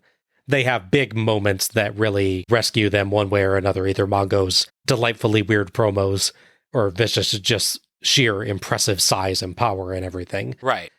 Roma really is, you took an average template kind of wrestler and put him in the Four Horsemen, and there's nothing wrong with him, and maybe, they would have eventually hit on the right point and been able to run with it, but he kind of does feel a little bit weird, even though what they're trying to do here is take a guy that's relatively low on the card and build him up by inclusion in this group. It just feels like it just never quite clicks. He's hurt by his introduction as well. Mm-hmm. Because as we covered on the show that happened before where he's introduced, Tully Blanchard was supposed to come back. That's the guy who blanked on earlier. But yeah, he was supposed to come back. But how did you blank on I don't know. Match of the night specialist Tully Blanchard? It's weird. I was like, I know there's one more person. I could not think of it. I can remember Barry Windham, but to be fair, he's on the show. Fair yeah, I can't believe I did that. But anyways, supposedly, as the story we told, he supposedly offered a ridiculously lowball salary, according to him anyways. And it was like a per show appearance or something. It wasn't even like a contract apparently. So we turned it down. They're like, who can we get? And then they went to this direction with Paul Roma. So it's like the Horsemen are back, and here comes Paul Roma. People are like, what? Yeah. So from the get-go, he had that to overcome, and he fortunately never did. You do kind of wonder, based off of that, like, do you think it might have gone better for him if he hadn't been second choice, if he had been the plan to begin with? There's no implication that they're building towards Tully. Even in the lead up to building up the Horsemen, maybe Flair is saying stuff like, we're bringing in the new generation, or... Right, we're going new direction. Really building up, there's going to be an unexpected person. Mm-hmm. Like, do you think it's disappointment that really cripples it, and it would have gone better without it? Yeah, it's like they're going for what would be the template for Evolution later. Yeah. Also with Ric Flair. But to your point, if they had built Evolution and they'd hinted that someone really big was going to come back and join the group, like a Hulk Hogan level or a Scott Hall, that kind of wrestler, was going to come back and become part of Evolution, and then Randy Orton, the guy who barely knew from SmackDown, he'd be like, oh. Then he'd be like, oh, he's that disappointing guy. We thought we were getting someone cool. Yeah. A number of things just happen, unfortunately, and he never really pulls ahead and pulls out something really big. You go, oh, this is why you need to watch Paul Roma. Solid guy that performs well, but he doesn't have that extra thing that you need to be part of the most elite group in wrestling. On the same class show that I'm coming up quite a lot in August, there would be another match between the Horsemen and the Hollywood Blondes, which would be won by the Horsemen, so they get to win the tag titles. Okay. Slight issue, though. Brian Pillman would have minor injury and thus not perform on that show. So this is the show where the Hollywood Blondes are Steve Austin and Steven Regal. That's about as far from Hollywood as you can get. Yeah. They really should have gotten like a big Florida wrestler, because you could have done that angle, because you have Hollywood, Florida. Hollywood, Florida, yeah. Yeah. Or like if there's a place that has blonde in the name or something, like I'm from the Blonde or something, yeah. I don't know. Yeah, Regal not being blonde or from Hollywood is definitely interesting. Bring in Max Payne and say he's doing their soundtrack. There you go, yeah, sure. Between that show, and it's in August, and the next show, which is noted as 2 months out, there's a whole kerfuffle involved in the NWA, which I think we've covered a little bit, and we'll cover more for sure. Probably when we cover Fall Brawl, because that's when a lot of it happens. Yeah. As to why there are 2 tag team titles on this show, and there's 1 tag team title on Fall Brawl. Speaking of Fall Brawl, the Horsemen will be defending their singular tag team title against our favorite team, the Nasty Boys. Oh.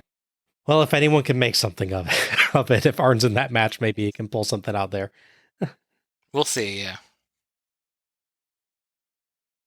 We cut to Eric and Missy, and it emerges that Missy is going to party with the Hollywood Blondes.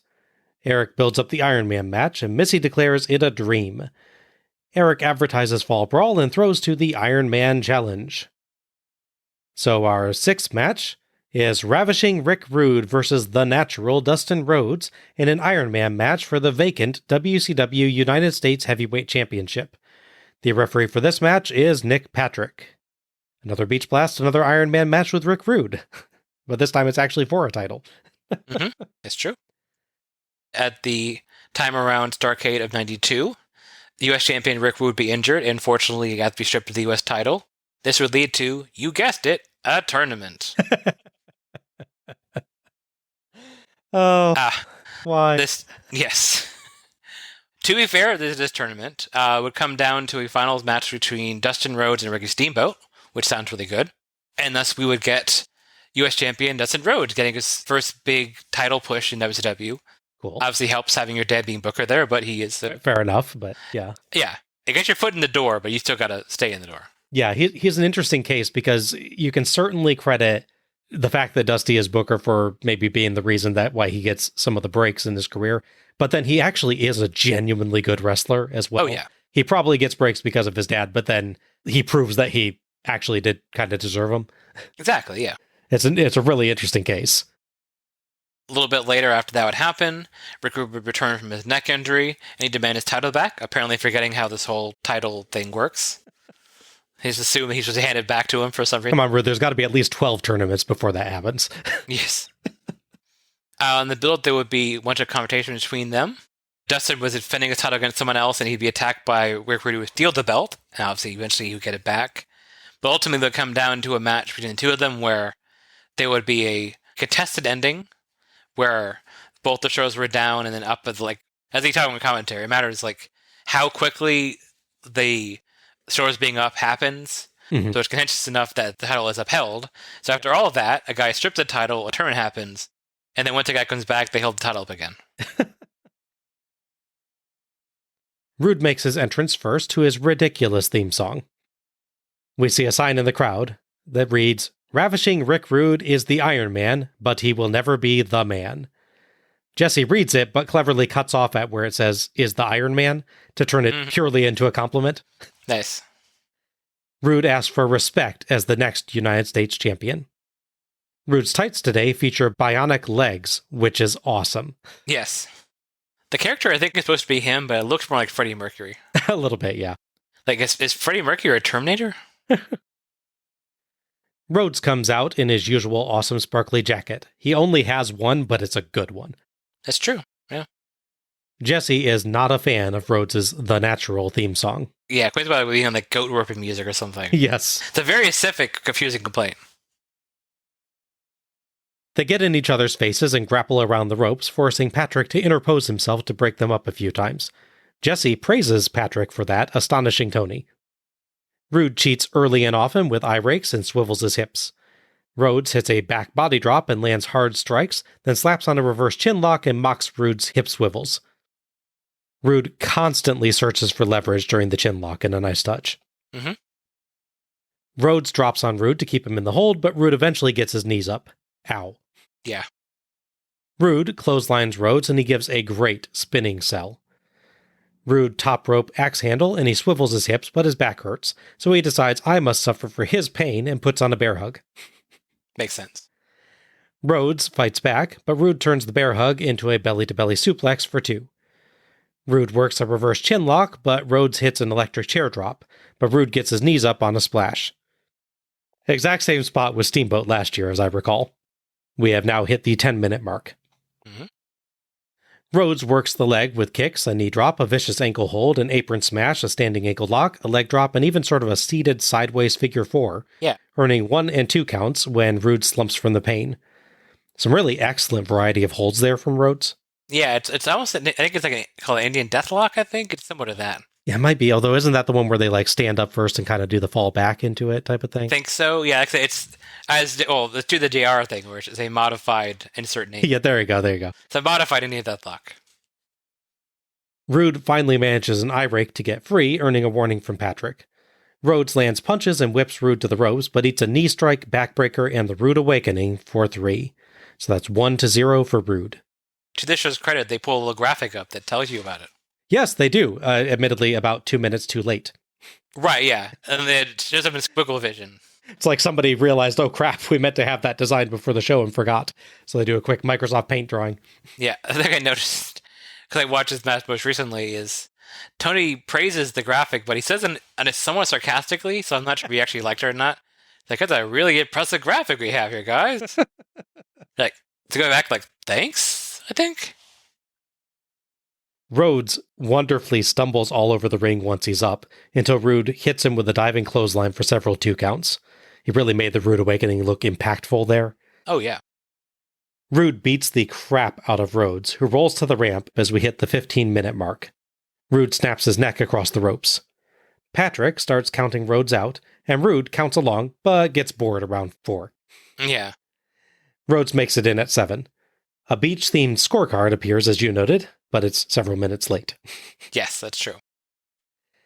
Rude goes for a tombstone piledriver, only for Rhodes to walk up his body on his hands and reverse to his own for 2. It's another spot from last year, but it's still cool. Mm-hmm. Rude ducks a crossbody, so Rhodes sails out to the floor and barely makes it back in at 9. Yeah. Rhodes' crossbody misses are epic. Just does an amazing job when someone dodges those. I do like this at the break the count, get back in one better than the previous one, because the previous one, he's on the ramp. He's like inches from the ring. It's like he's not really that far away. Yeah. He still sells the drama of trying to roll in time at like 7, but it's not like, you're on the floor and you suddenly get your strength and dive in. Right, yes. He's kind of to take one step over the ring ropes, so you're fine, buddy. Yeah.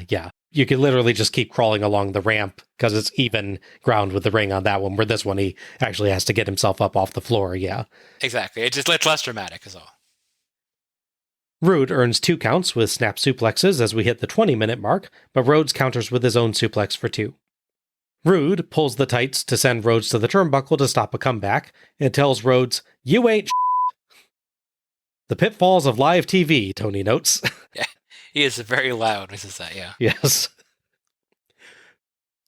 Rude lands strikes, works a reverse chinlock, and slaps on a sleeper. Dustin excellently sells with a great dazed look, but raises his hand when Patrick checks. Rhodes jawbreaker as we hit 25 minutes and 5 to go. Rude decks Rhodes and blows his nose at him, for which Tony apologizes. Yeah. Rhodes drags himself up by Rude's chest hair, which could not have felt great. No. Rude lands strike after strike, but Rhodes blocks a turnbuckle ram, spits on Rude, and lands massive right hooks. Rude rakes the eyes, lands punches, and dodges Rhodes' strikes, but Rhodes fakes a punch, runs behind while Rude's ducking, and lands the bulldog for 3. We're tied up 1-1 with only 3 minutes and 5 seconds to go. Rhodes earns 2 counts with the bionic elbow, a pile driver, a huge dumping elbow drop, and a rapid clothesline combo. 1 minute left. Rhodes slaps on a sleeper hold. 30 seconds. Rude jawbreakers free and goes up top. 10 seconds. Rhodes dodges a Rude leap and hits a DDT, but Patrick only reaches 2 as time expires. Rhodes thinks he's won, but Patrick signals it is still 1-1 as he could not complete the 3 count. The match is a draw. Rhodes is distraught at ringside, staring sadly at the title belt. He did a good job there, actually goes over, picks it up, and looks longingly at it. He does. And then sets it. Really just excellent moment there from him. The scoreboard pops up again to show the final 1-1 score. Again, several minutes too late. Yes. The U.S. title is still vacant. Thoughts on this one? It's a solid match. Obviously, as we're going to cover, the big comparison this match has to overcome is to last year's match with Rude and Steamboat. Yes. To be fair, it's not unwarranted. It's not like these are 2 random matches years apart. It's not like, bring every Iron Man match to the original WrestleMania 12 one, by everything that happened between. This is the same event the next year, and with one of the 2 competitors in it. So yes. There's plenty of reason why you'd be comparing these matches, understandably so. Yeah, I think it's totally valid to make that comparison. Yeah. There's no leap of logic to go, why are you so hung up on this match? I'm like, oh, because it's one of the 2 people, it's the next year, yeah. To their credit, they do tell different stories in the match. Yes. They don't do the 4-3 finish, where you have the super fast start, and then Steamboat's way down behind and has to work his way back up throughout the match. They also cleverly invert the ending. It's Dustin Rhodes this time who really needs to get a pinfall. Dustin, I think, does a really nice job here. He really sells everything quite well. Mm-hmm. He has good days sell. He sort of stumbles around the ring. Stuff like that, and his big cross-body dive that always seems to miss. could definitely be comical. In different matches, but down in the panels, the way he stumbles around could look silly, but he commits to it so well, and the little details we've talked about. And it's earned here. He just took a really big move. So if he did that off of like getting a normal clothesline done or something, it'd be comical, but it's off of the guy's finisher and he's trying to continue the match. So it makes sense. Yeah, you just got knocked out basically and are trying to get back to consciousness while walking. Yeah, no, absolutely. The way he does these things is really good. It could easily look stupid or look silly or look cartoonish, but he does a good job there. Mm-hmm. What I liked because of this format they did, where ultimately ends up being a 1-to-1, not getting to the finish part yet, but this layout really makes it a lot more back and forth than the other match was.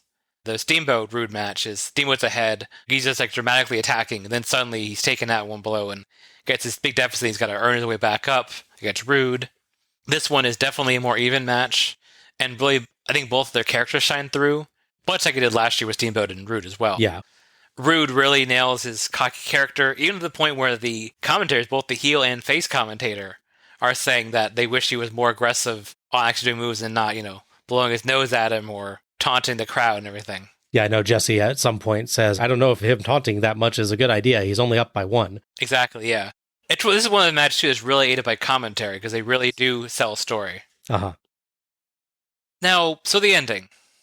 I get what they're going for, but for me, if you've done all this build, you've had a guy show up the title, you've had a tournament, you've had a fighting champion, and then you even have a contentious match or two where the title is held up and made vacant, and then build the pay-per-view match where you have a draw. I wouldn't have done that. I don't like it. I'm in agreement on that, yeah. I just don't get what they get out of it. Either way they went, couldn't fine. You could have Rude doing something really devious to get a title back, and then you could build up to the next pay-per-view simple Fall Brawl, and have Dustin have to earn his title back, which he really should have lost. You can have Dustin have his big blow-off win, which, given the direction they go, seems like a better day anyways. Yeah. And ultimately, again, you have a vacant title, and you have a big match which could have multiple pinfalls in it, and you just don't have a finish. Mm-hmm. It's oddly foreshadowed if you listen to commentary as well, because they're talking about the match and like the rules, and I think Tony says something like, if there's a winner. Like, oh, okay. Don't say that. I don't necessarily think it's him giving the finish away. I mean, half the time it sounds like they don't tell him what the finish is on the shows anyway. So I don't know if he actually do it. And it's just a turn of phrase, but it's just, with this finish, it's funny. So he says, if there's a winner. This was clearly not as good as the Steamboat versus Rude Iron Man match, and it definitely suffers from the fact that we watched that one on last show, rather than having a year's worth of shows between them like fans at the time. Though, as you noted, it is entirely justified to compare the two. Oh, yeah. It doesn't really help also that several of the big spots in this match are pretty much lifted wholesale from that one either. Yes. For what it is, though, it is a respectable Iron Man match, particularly considering that Dustin Rhodes has considerably less experience than Ricky Steamboat. He's about 5 years into his career versus about 16 for Steamboat at the time of his match. True, yeah. Both Rhodes and Rude absolutely put in good work here, and there's a lot to love. Rhodes' variety of leg holds is great, as is his mockery of Rude's dancing, and Rude has so much character and showcases a similar great grasp of Iron Man match tactics as last year, getting ahead and then working hard to stop Rhodes from getting momentum. I didn't like the flow as much this year. Each guy only getting a single pinfall is much less exciting. Yeah. But I do appreciate that they made this match different from the prior one, as you noted, Al. Even, as you said, inverting that final Furious Flurry to be about Rhodes trying to get ahead rather than Rude trying to come back. I don't love the tie ending either. An Iron Man match should be definitive, even if it has to go into overtime. Yeah. Still, taken purely on its own, this was a good match. Yeah, absolutely. It just has the misfortune of being in the same series as a better example of the same type. I don't want to sound like a backhanded compliment. I feel like it's going to, but Dustin Rhodes is noticeably more in shape for this match, I think. He looks good, yeah. It speaks to him specifically training both in and out of character, knowing he's got to wrestle a 30-minute Iron Man match with this kind of rule where there's no break against a guy with pinfalls. So it is a compliment. I mean it the nicest way I can. Yeah, I get exactly what you're saying. Okay, good. Trying to make sure. How that can sound like back-ended thing, but no, yeah, he looks like he's specifically prepared for a 30-minute match that was going to be intense. He has a very good look for this match and seems to have good stamina for it. I mean, it's impressive work. I will say one thing on the ending. The actual timing on the last 30 seconds that they did really well. Oh, yeah. The jumping over and hit the thing and then go for the pin. They do, at that point, have the clock up on the screen. So you can actually be counting down with the clock, and they get it exactly right. Yeah. One thing I noticed rewatching this, I don't think it's necessarily a peek behind the curtain thing. It could be a thing just that refs do.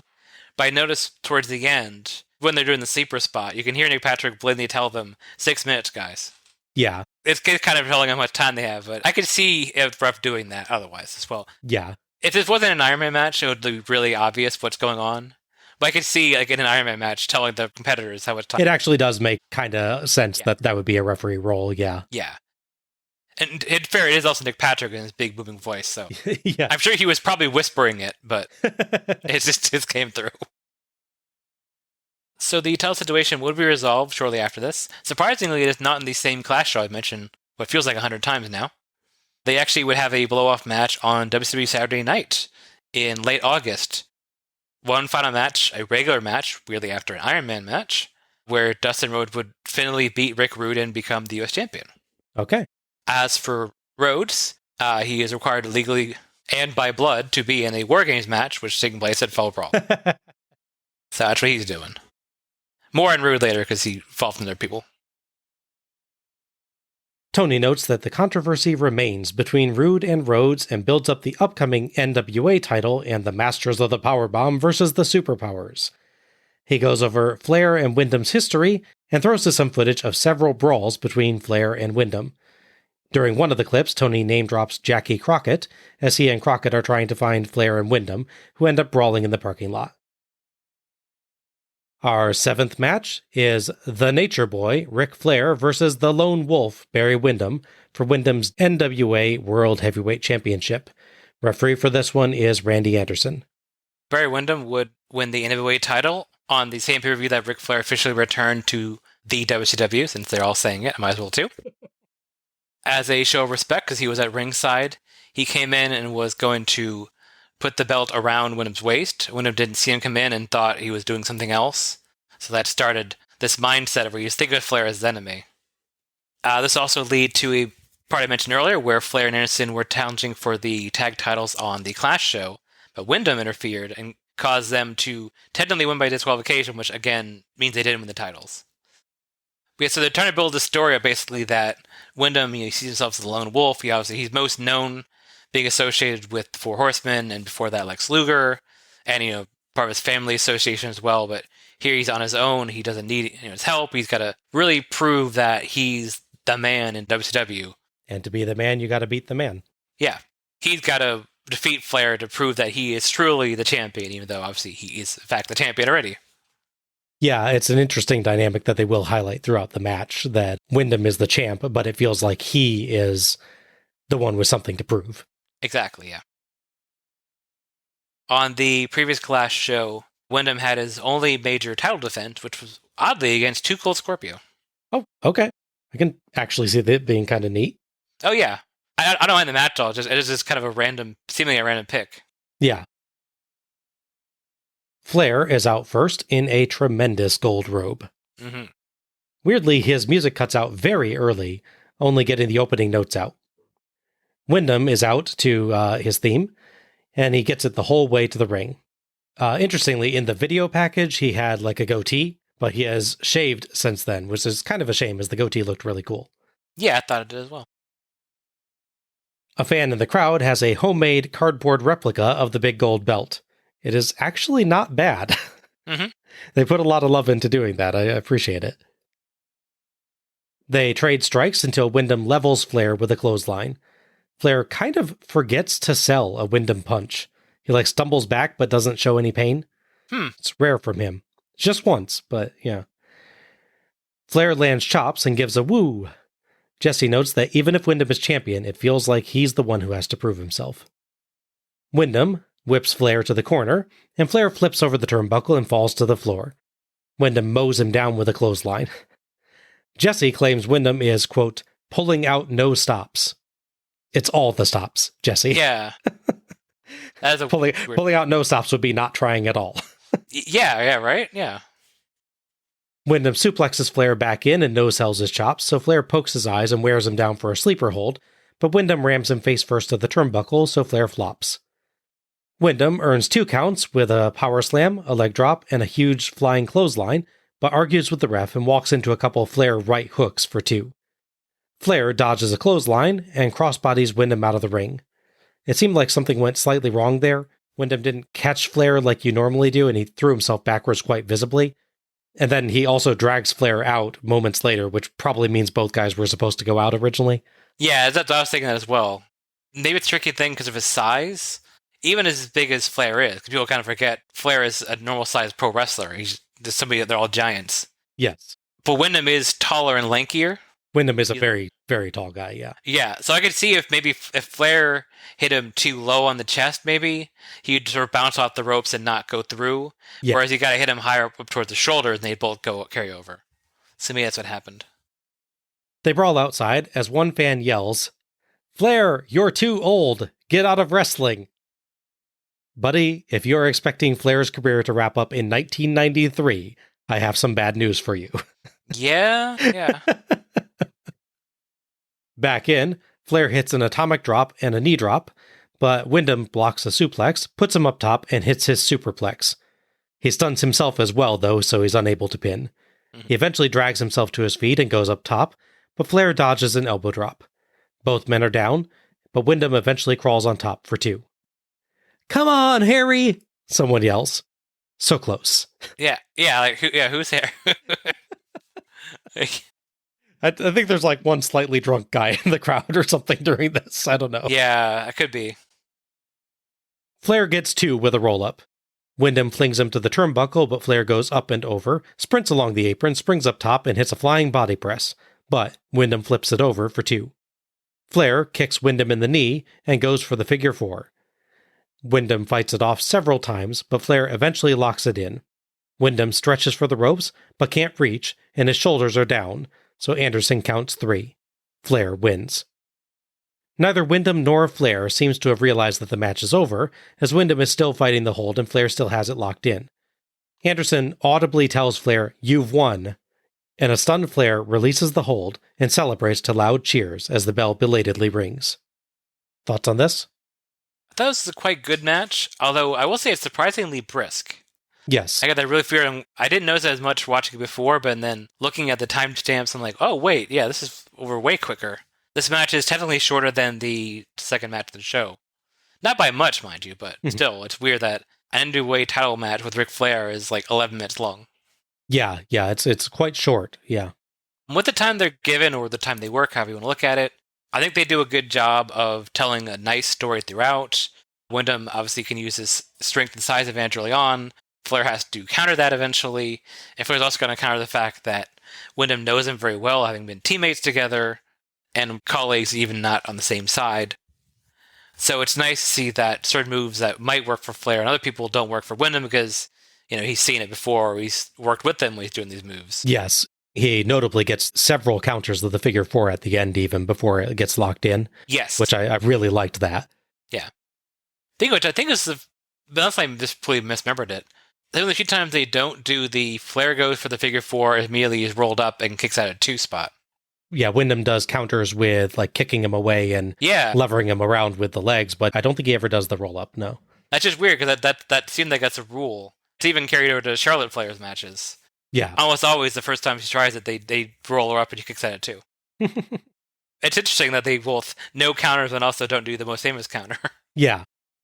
At some point, I'm not clear when, Windham is legitimately injured during this match. Oh, okay. It actually does happen during the match. I read various reports on this, and there was a lot of disagreement about whether he had it coming into it, or it happened during the match, or it happened after the match, or like just that it happened around this point.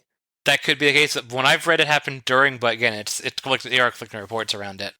So I'm wondering if that affects the match length. I'm wondering if he's coming in injured, did they work a shorter match, or did he like not feel right during the match, so they go to the figure 4 spot and then go for the pinfall one, rather than going from that and doing the reversal and then wrestle more match. I don't know. I'm not sure that they meant the match to end when it did.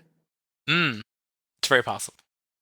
But I'm just wondering if the injury plays a part into the match being short, or if they booked it that way from the get-go. Yeah, could see that potentially being the case. For me, this was a good match, but not near as good as I was expecting with these two. The overall plot is fine, and I like that they plotted this one out to show, like you said, that they knew each other very well, with Windham in particular getting some notable counters for Flair's biggest spots. I also thought that they brought some really good emotion and intensity that made it feel like a big fight. Absolutely, yeah. Unfortunately, there are just some moments that get a bit awkward. There's moments where they just don't quite feel to be on the same page, like the bit where Flair doesn't seem to sell a punch and the crossbody bit where they don't go over the ropes right. Right. And the ending is just odd. Like I said, I've heard it variously reported that Windham either got a knee injury prior to this match or during this match, but I wasn't able to clearly confirm the details as reports disagree. Whatever the case, it felt to me like a mistake. Like Windham accidentally left his shoulders down too long on the count, so he clearly had been counted down, and Anderson just had no choice but to go with that as the finish. He's clearly counted 3. I've not been able to find clear confirmation. Even Tony Schiavone on What Happened When just says he thinks it was a mistake. Right. I could see that being the case. I could also see that being the planned finish, and so Flair just selling the idea that he doesn't know the match is over. Yeah, but it is just the entire way that plays out is a little weird. You have both Windham and Flair seeming surprised that the match is over, and even the timekeeper clearly is not on the ball and rings the bell several seconds after the end of the match, so the crowd doesn't react either, not realizing that the match is done. Yeah. The whole thing feels oddly done. The timekeeper guy, I mean, he's waiting for the ref to do his, figure gun salute to tell him when the match is over, so I could stand him being late if the ref isn't signaling fast enough. That said, I feel like if you did that finish with Windham reaching for the ropes for too long and getting counted down, clearly intentionally highlighting it immediately and getting immediate reactions from the wrestlers, it's actually kind of a neat finish. Yeah, I think you said when we were watching the first time together, well, this has to happen at some point, right? Yeah, exactly. Like at some point, you constantly see people going down and getting counted down, but kicking out at the 2. At some point, someone does have to get pinned by the figure 4. And the way in which it happens is kind of cool, if that actually is the intent, or even just by accident. That is explicitly because Windham is reaching for the ropes so much that he's stretching back and putting his shoulders on the ground to do that, rather than him being passed out from the pain. I feel like this is an accident, but I also feel like it's a cool finish. It's weird. There was a thing WWE did probably a few years back now where Baron Corbin, he was put in a submission hold and he was reaching for the ropes, and at some point, he accidentally he taps the mat a couple of times, and the ref counts that. What he's actually doing is reaching for the ropes and missing. He had to slap the mat, but it looks like he's tapping out, so the ref counts it as a tap out. Yeah, that was fun. All told, this was a match with a good outline and generally good performances, but it's just dragged down by a few awkward flubs and a bit of a strange finish, preventing it from rising to the level that you'd expect from Ric Flair versus Barry Windham. It's still not bad at all, but it's nevertheless a little bit disappointing. I'm less disappointed by it, to be fair. I liked the idea that, as part of the story, Windham was real aggressive from the get-go. Oh, yeah. They don't do the slow work build-up bit with Flair wooing and people getting mad and yada yada. Those are all good, but it's nice to see a match where Flair's attacked right strongly from the get-go, and that throws his whole game plan off. Yeah. No. Again, I love the actual story of the match. Oh, I know. I think it's brilliantly done there. It's just that there's these little points where they just don't quite seem to be working as well together as you would think with these two. No, I get that. I'm just saying, for me, those little things I think give it a little more leeway in my mind. But I could totally see that. Like there's a match you picture when you hear about it. Yes. And there's times that happens. I think it's their last match against each other. There's a match where it's Chris Benoit and Eddie Guerrero, and I think it's the ACW One Night Stand, and it's not terrible, but it's not great. And you're like, this is 2005 Eddie Guerrero and Chris Benoit. What happened? And there's all these people speculating what happened. It's that kind of situation. These people can work well together and are good workers. So when they don't deliver an amazing knockout match, you wonder, is something going on? And again, this is still good. Yeah, oh yeah, no, I get it. Yeah. Don't get me wrong. This is still good, yeah. Right. But if you're picturing this great clash of champions in its epic encounter, and then if it's not quite that, it's hard not to think, oh, this could be better. Yes. I totally get that, yeah. Yeah. As we'll go over later, there's a whole lot of nonsense involving Flair not being the NWA champion by the time the next pay-per-view comes around. Yes. And coming as the WCW International Heavyweight Champion at Fall Brawl. At that show, he will defend his title against Rick Rude, coming off of not win the U.S. title. Unfortunately, as noted, Windham is either injured before the match or during the match or some combination of both. So he actually does not appear on TV again until Slamboree the next year when he's the mystery opponent. Which I believe, if I recall correctly, he then re-injures his knee. Correct. And he's out of wrestling for 2 years before he returns to the WWF, yeah. Poor guy. Poor guy. Jesse is at ringside with Ric Flair. Nature Boy, I'll tell you what, I had my doubts.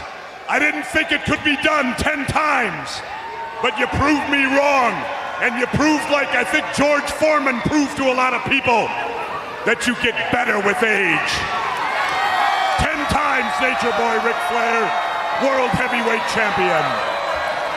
And most importantly, I beat a great champion in Barry Windham.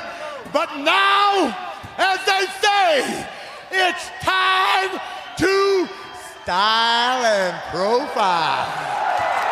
It's time, once again, to look at every wrestler in the world today and say, guess what? I'm back. Baby, read what you want to read. Believe what you want to believe. But go to bed every night of your life knowing there's only one world heavyweight champion today, and it's the Nature Boy. So, whether it be babies, adolescents, teenagers, yuppies, or the old, whatever it is that makes me get up and go, someone like Big Van Vader, Barry Windham, Rick Rude, Steamboat, lineup. I live and die for this, and I live and die for someone to prove that to be the man, you gotta beat the man. Woo. Well, there you got it, Tony Schiavone. Let's go now to Eric Bischoff and Missy Hyatt standing by. A moderately confusing statement about age groups aside, Yes. this was a typically great Flair promo. Oh, yeah. He nicely credits Windham as a great champion, seems excited at the prospect of new challenges, and lists off loads of potential challengers, including, again, Windham, to build up not just himself, but the title and several other wrestlers. Flair is a master of using his celebratory promos to make lots of people look better, and this is a prime example. There is one minor flub in the middle, though. Flair declares himself the one World Heavyweight Champion. Yeah. But there's actually a second world title in WCW at the moment. The WCW World Heavyweight Championship currently held by someone Flair lists later in this very promo, Vader. Maybe Flair's just a little bit thrown by the awkward ending of his match. Aside from that, though, great promo. It's, classic Flair stuff where, again, like I said, he builds up his competition while also building up himself, because he's so great because he beat people that are great. Yeah. Again, we talked about before, it's not always thought about by people. If you beat someone that's so amazing, that makes you all the better. Exactly. I beat a great champion in Barry Windham. That means I'm great. It's a nice thing. But I love that. And I love that he lists all these contenders he's excited about facing, which sells that he genuinely believes these people have a chance to beat him, and he wants to see if they can. It's such a great promo style. Absolutely. you look great by beating great challengers. Mm-hmm. And just, to excite the crowd, like, he's listing off all these possibilities, like, and people are got to be thinking, oh my gosh, we might get Flair versus Vader. We might get Flair versus Windham in another match. We might get Flair versus Steamboat again. Oh, wow. Yeah. He's one of the best promos in the business because of things like that. Absolutely. As funny as he can be and as clever as he can be, I think these are the best things about his promos, where he's just able to build up everybody. Yeah, I can see that. Back to Eric and Missy. Missy thinks that Vader and Vicious will stomp the pants off of Sting and Davey Boy. Eric says it remains to be seen. This was valuable. Yeah. So you're saying the match that hasn't happened yet? Yeah. That's good to know. Mind blown, man. Yes. The next match brings us our first encounter with something truly special. Mm-hmm. WCW's early 1990s mini-movies. For a few matches in the early 90s, WCW produced these very, very strange short films. Yes. That set up the match and stakes in ways that went way, way beyond the norm for wrestling promos. Things like Sting versus Vader in a potentially lethal tug-of-war in a castle. Uh-huh. Or Sting and Jake Roberts shooting laser beams from their eyes. Yes. And then there's, well, this. Yes. Al? Alrighty. So to set things up, we have the unholy alliance of Vader, Sid Vicious, and their respective managers, Harley Race and Colonel Robert Parker. They are in a boat, and they are traveling to an island, and they are discussing things they already know to each other, as characters do in movies. They are still upset that Sting and Davey Boy turned down their chance to fly off to, quote, anywhere in the world to a retirement facility of their choice. Instead, they want to take this tag match at Beach Blast, which has 0 stakes for the world champion Vader. They are discussing their plan, and they're a bit coy about it. They say that the plan revolves around someone named Cheatham. Yes, his name is Cheatham. Cheatum. Cheatham. Race asks Parker if he could trust Cheatham. And both Vader and Sid offer to do the job instead. Parker explains that he trusts Cheatham, quote, like he is my own, he says. We then cut to an island where Sting and Davey Boy are playing beach volleyball with a bunch of kids, and I'm guessing their parents? Could be a youth group thing, maybe?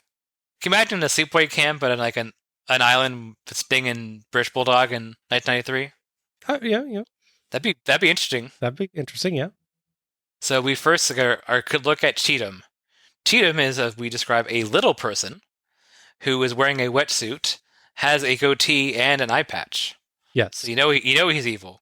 Presumably there's another version of Cheatham that's, I don't know, Be Nice'em, that doesn't have a goatee and wears glasses and an eye patch, maybe, I guess.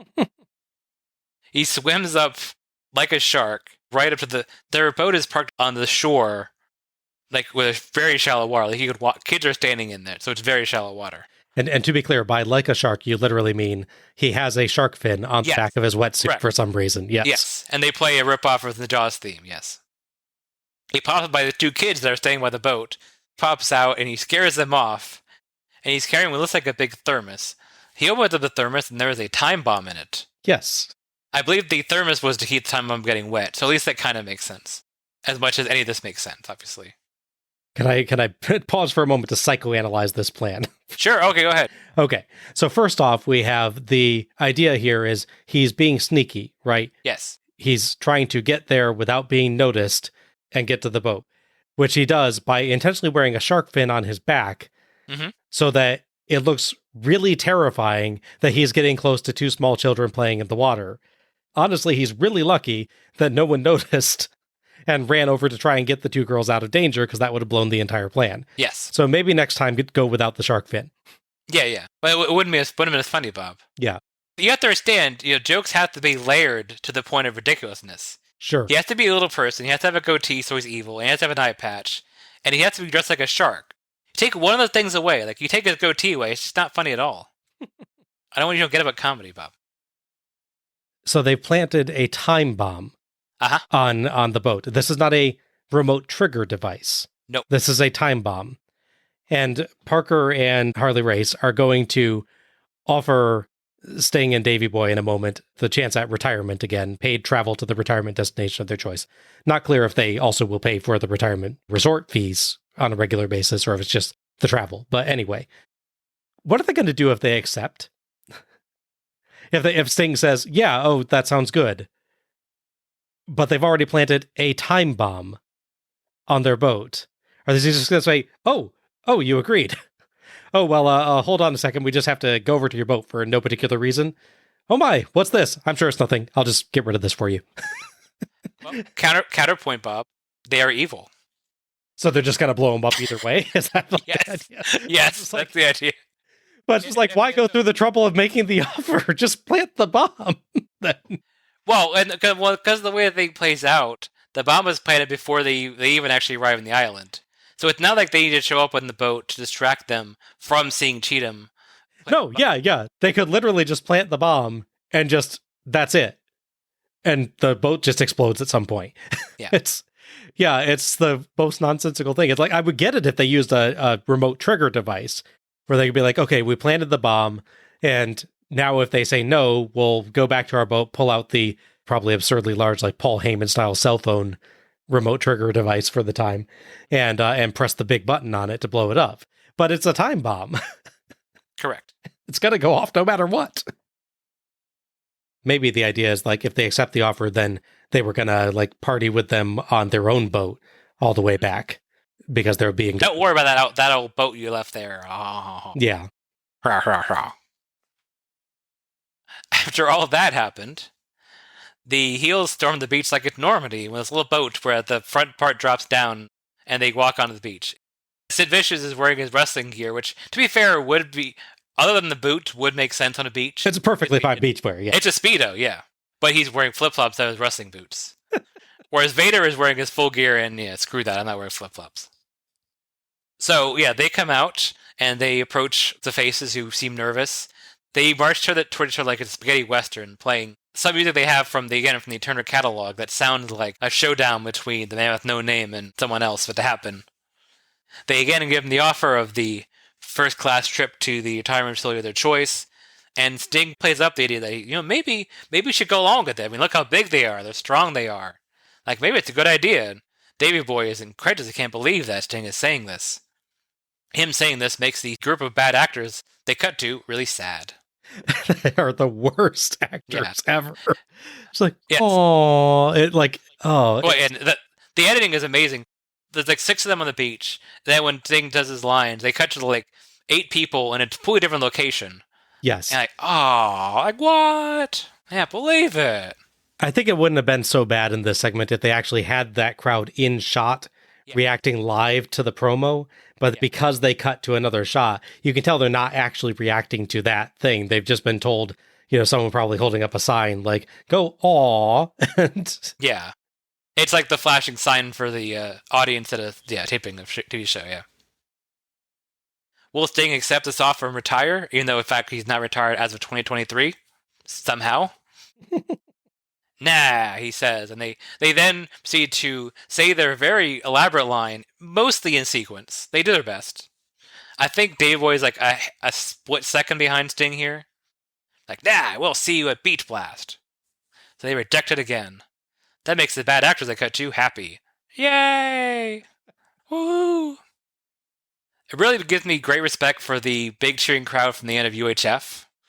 Not that UHF is this amazing Oscar-winning film, but they actually nail that, and we get to big news in the Al cheer moment for comparison. After being berated by the faces, the heels make a not at all vague threat about not being able to make it to Beach Blast. Somehow, our hero cannot figure out this is a threat. I mean, it is Sting. So yeah, it's worded so ominously. There's no way any human being can go, wait a second, you trying to kill me? But they don't see that. We then get an abrupt cut, which is not on TV. Like, it's not like they cut to commercial and then cut back to the mini-movie. They're just a sudden abrupt cut of some time has apparently passed. Sting, no longer with the crowd, is suddenly talking to the 2 kids that saw Cheatham arrive. These poor kids are not old enough to deliver dialogue properly. It is 100% not their fault. Yes, no, yeah. It's like a kindergarten play. Yes, that's what I was thinking is kindergarten school play with Sting as the teacher on stage, kneeling next to the kids and gently prodding them to deliver the line they'd been taught, repeated to them roughly 3 seconds before the camera started rolling. And also, to his credit, I will say, Sting does a nice job here. He seems very gentle and kind and good with the kids. That was kind of a heartwarming moment, aside from being part of a bad movie. Yeah. They sort of kind of tell him about the funny man and puts something on the boat, so he runs off.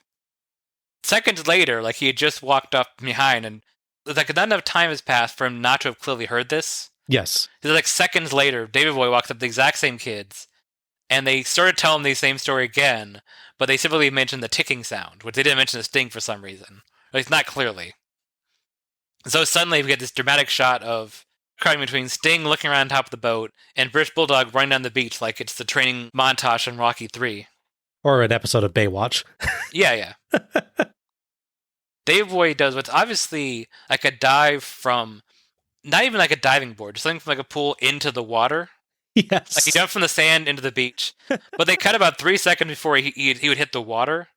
And then it suddenly cuts to him in mid diving clothesline where he just hit Sting like Windham hit Flair on the outside of the ring in their match earlier, which caused them both to fall into the water next to the boat.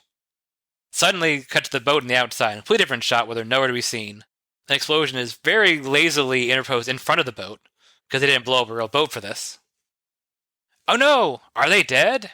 No! They pop out and just kind of raise their arms in the air, posing for a freeze frame that does not happen. They really you just stand there with their arms up and this stone-faced, and it's clearly not a freeze frame, because you can see him sort of moving and blinking. It's bizarre. It really is. It's like the joke ending they would do to Police Squad. Oh, right, yeah. Where either they'd all be freeze framed except one guy, or there's the one with where the monkey's not freeze framed and they ignore it. They stand there so long. It's a second, but it feels like hours to them. You watch them they cut yet? Hey! And then it says, to be continued at Beach Blast. Which somehow they'll reach without a boat. Yeah, they'll swim there. It's fine. Oh, yeah. Mercy, mercy me. This is amazing and terrible. I'm so glad they did this. I love with that jump that they simultaneously cut really quickly and yet somehow too late. Yes. Where you can clearly tell that he's starting to go down into the water at the time they cut. So it looks so awkward when they cut to another shot, and God, it's so good. His body is rotated downwards already, and suddenly it's forward again. It's also not clear how much distance he's had to clear to get there. Right. Because he's got to jump from the sand, and he's got to turn in midair and hit Sting. But then up fourth, they both clear the boat, so they're not killed in the explosion that happens right next to them. Yeah. You were making comparisons to the movies we've watched recently, right? Yes. Oh, yes. That's the thing. Yeah. Thank you. Yeah. Going back a few episodes, we had First Daughter, which had the hilarious scene where it's the person standing on a landmine / wired explosive, what have you. They do a light jump, and suddenly they're 20 feet away from the front of the house, which is an obviously digital effect, and it blows up in the background on the screen. And they're okay, even though they were in the doorway. And then we have the immediate following contrast, which is watching Universal Soldier: The Return, when they do actual dive from a exploding building with real stuntmen, and I guess it's really two shots. It's them in front of the house and then a far away shot of the explosion. But clearly stuntmen actually dump away from an exploding building. So yeah, this is definitely worse than Universal Soldier: The Return, but arguably better than First Daughter. It's just so much distance in First Daughter. Yes, that it's just there's no explanation other than they teleported. Yeah. Where with this one, you can at least maybe kind of get close to buying that Davy Boy could have covered enough distance for that to matter. And the explosion's not particularly huge, so being a decent distance from it is all you'd need. Right. Because in the two movie examples, it's, a whole cabin blowing up or a whole building blowing up. It's a whole huge detonation, yeah. Yeah, this is a relatively small time bomb placed on a speedboat. But yeah, that is a good question of how they got back. I guess they just swam there. Although, I guess they had to call the Coast Guard for the families, didn't they? No, they left them. It's a whole civilization on that island now. Oh. Yeah. I found this simultaneously amazingly stupid and just amazing. Yeah. I will say I'm disappointed that they didn't just show this on pay-per-view. I wish they had just run this as the actual promo package for Yes. the show. This totally should have been on the show, yeah. It makes a great juxtaposition, I'll say, with the rest of the show, which, I mean, they have people that are a bit over the top. Like, the Hollywood Blondes are over the top in their mannerisms. When Pillman gets punched, he goes aside and has, Austin checking his face, like that. You have some silliness here and there, but nothing to this level. No one has tried to detonate a boat. Yeah. No. And nothing on this show feels like this mini-movie at all. Right, yeah. Yeah, I'll discuss this a little more. I feel like there's definitely them trying to market their company, that being WCW, to a couple different audiences at once. Yeah. And not really being sure how to do that properly. And this is a great example of how that works. So our 8th match and final match is the Masters of the Powerbomb, Big Van Vader with Harley Race, and Sid Vicious with Colonel Robert Parker, and sadly not Cheatham. Oh. Versus the Superpowers, Sting and the British Bulldog, Davey Boy Smith. Referee for this one is Nick Patrick. Vader and Vicious have one heck of a rockin' guitar theme, and do look very intimidating as they come out, as is right and proper for dangerous criminals who blow up boats. Mm-hmm. Sting and Davey Boy come out to Sting's theme in about the most epic trench coats they possibly could. Mm-hmm. Both are red, white, and blue, with loads of glitter and tassels, and decorated with their respective nations' flags on the shoulders. And Sting, of course, has red, white, and blue face paint. Absolutely epic. Mm-hmm. This show could have been absolutely terrible, and it would still have been worth watching just for those coats. I can see that, yeah. Sid nicely helps Vader do up his mask before we start. Vader's tights have folded over the V, so they read Ader. Yeah, it's, I think that would happen because he has the pants as one part. Yeah. And then he has, like, the trunk part he pulls over. And sometimes they don't get in the right spot, unfortunately. Yeah, it happens a lot with that particular outfit of his. Yeah. It does, yeah. Sting and Vicious start. Vicious shoves Sting, so Sting takes him down and lands heavy punches, a back body drop, and a one-handed bulldog, dodges a punch counter to a sunset flip, and sends Vicious butt over tea kettle with a clothesline. Vicious gets tired of all that and chokeslams the crap out of Sting, then spits at Bulldog. Vicious and Vader double-team Sting while Bulldog accidentally distracts Patrick. Vader and Vicious fling Sting and Bulldog out, but they immediately climb back up top and hit simultaneous top rope clotheslines to the heels. The crowd is exultant. Mm-hmm. Tags to Bulldog and Vader asks, "Who's the man?" Vader pounds Bulldog's face to mush and asks the crowd who the world champ is. Tony notes that Flair would say it's him. Vader tries a suplex, but Bulldog floats over and counters with a massive, stalling suplex on Vader for 2. Holy crap. Vader flattens Bulldog with his leaping double forearms, and a small portion of the crowd does actually cheer for Vader. Vader and Vicious trade off destroying Bulldog, but Sting slaps Vader. Vader angrily rips his mask off and punches Sting, who charges in. Patrick forces Sting out, and the beatdown continues. Odd bit as Vicious goes for a double axe handle while Vader holds Bulldog, and Patrick starts warning Vicious, but then Sting gets in, so Patrick goes to yell at him so he can miss the double team. Got the order a bit wrong there, guys. A little bit. Bulldog fights out of a nerve hold and slams Vicious, but Vicious tags Vader and lets the unaware Bulldog pin him, leaving him open for Vader. But as the ref is getting Vicious out, Race grabs Bulldog, but Bulldog dodges Vader, and Vader nails Race. Bulldog makes the tag.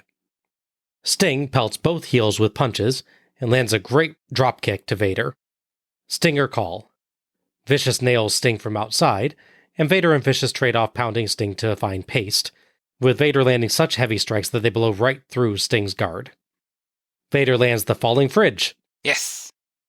Vader goes for a superplex, but Sting strikes and bites to escape, but Vader stops the tag with an elbow drop.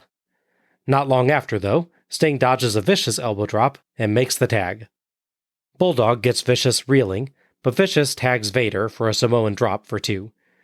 Vader and Race protest the count. "He kicked out at 2. I can count real well," Patrick responds.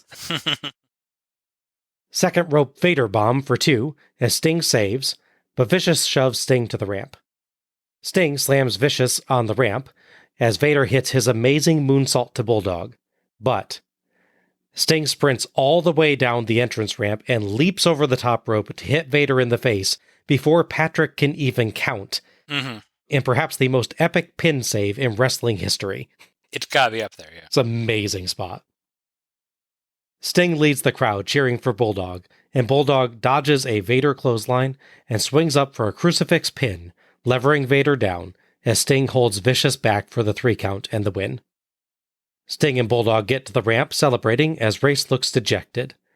WCW gets a great replay of Vader's moonsault and Sting's brilliant dive as part of the post-match replays. Thoughts on this one? I like this one quite a bit in a lot of ways. The big spots, like the amazing Gorilla suplex, Sting's comeback, Sting's long sprint dive save, even Sid doing some of his good Sid stuff, like his choke slam looked really nice. Vader's offense looked extremely painful, and it Yes. probably was. Yes.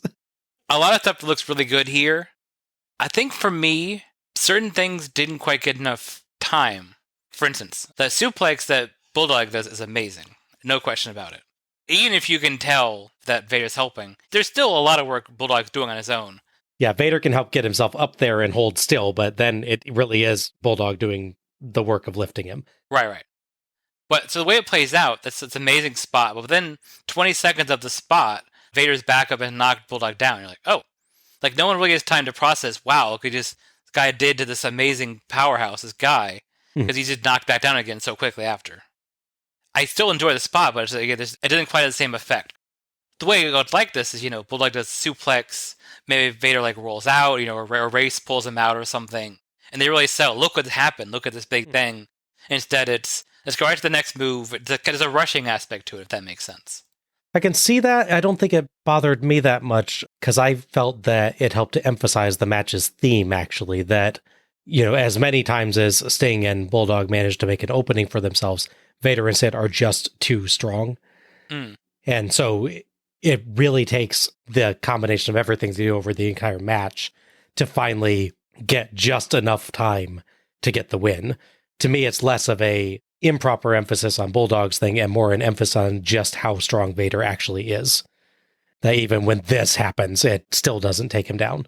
I'd say I like spots like that when the crowd really has time to react, though. Mm-hmm. It's not like a real major thing, but stuff like that happened. I feel like they get just a little better. But I get your point with the overall story of the match, that went to wear them down. It absolutely is true, and they definitely nailed that quite well. A lot of the matches, like I said, is just them beating the crap out of Sting and Bulldog, which is enjoyable to a certain extent, but I'm turning to you with tag matches because we have 3 on this show. There's a certain familiarity that comes with that. And fair enough. They didn't do quite enough to distinguish this tag match from the others. That said, I do like a lot of that spot with Sting is epic. The suplex is amazing. Even knowing it's coming on the rewatch, I was like, oh my god, I can't believe this happened.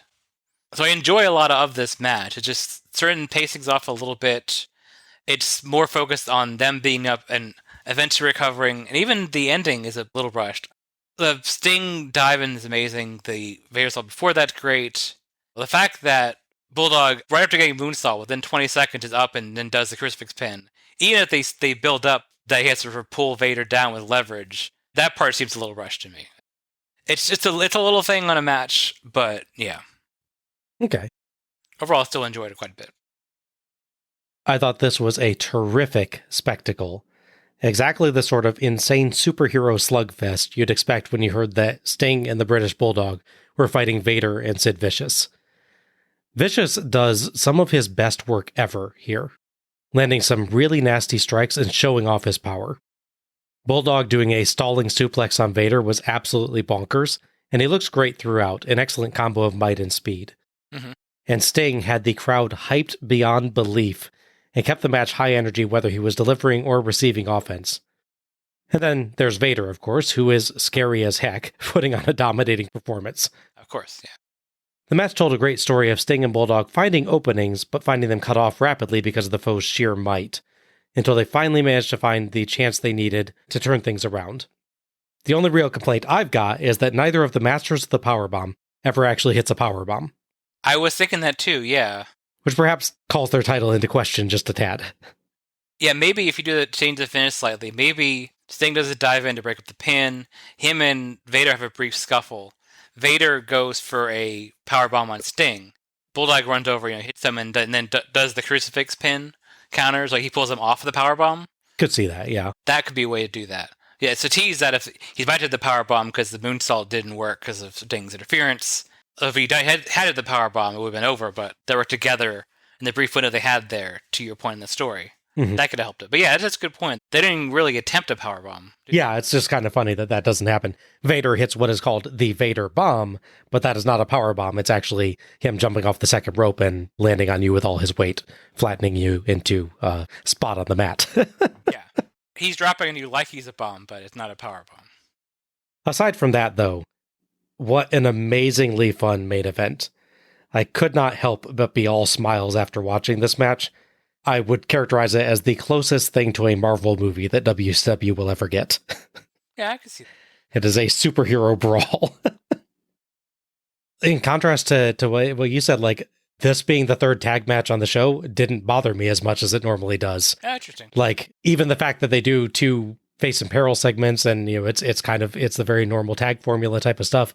I think the fact that it's Vader doing it made it feel more like this is Sting versus Vader.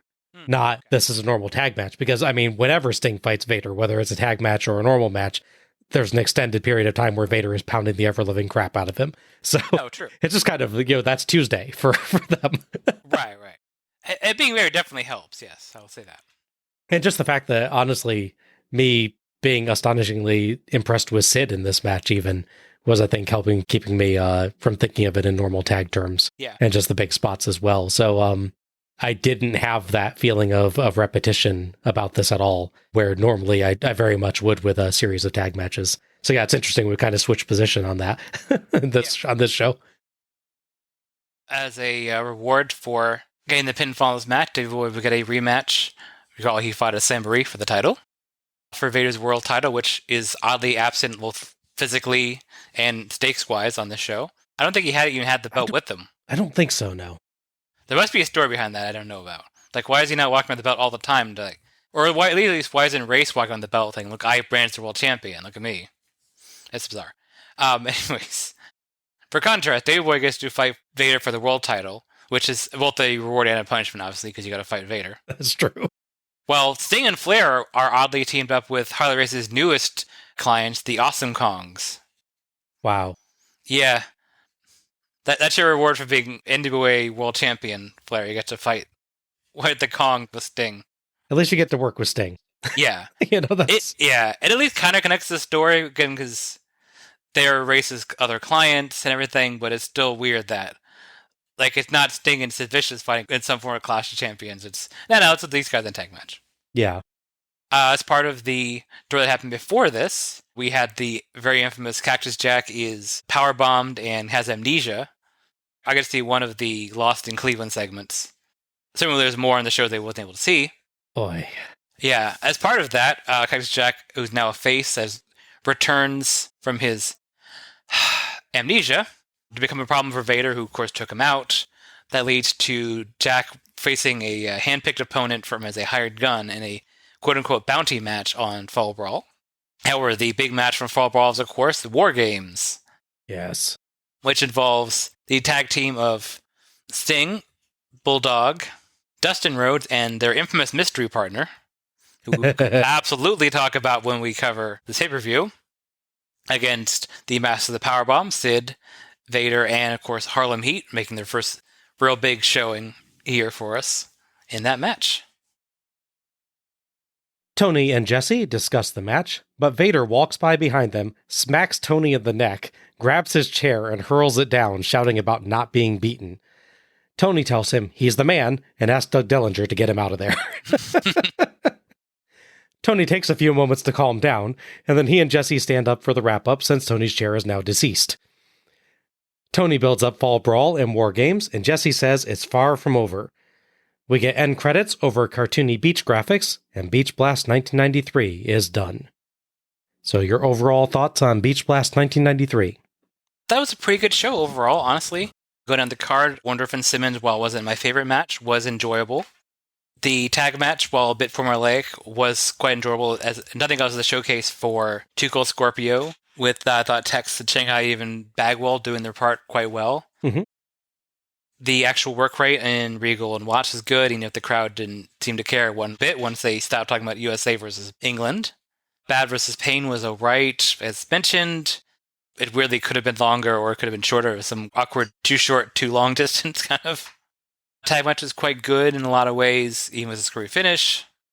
Even the Iron Man match, while unfortunately not as good as Steamboat Root, is still really good. It's a recommend for sure on this show.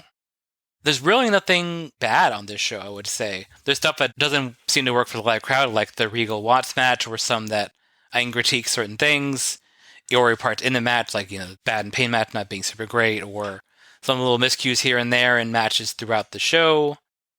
Obviously, the most infamous part of the show isn't actually on the show, as we discussed the mini-movie. Yes.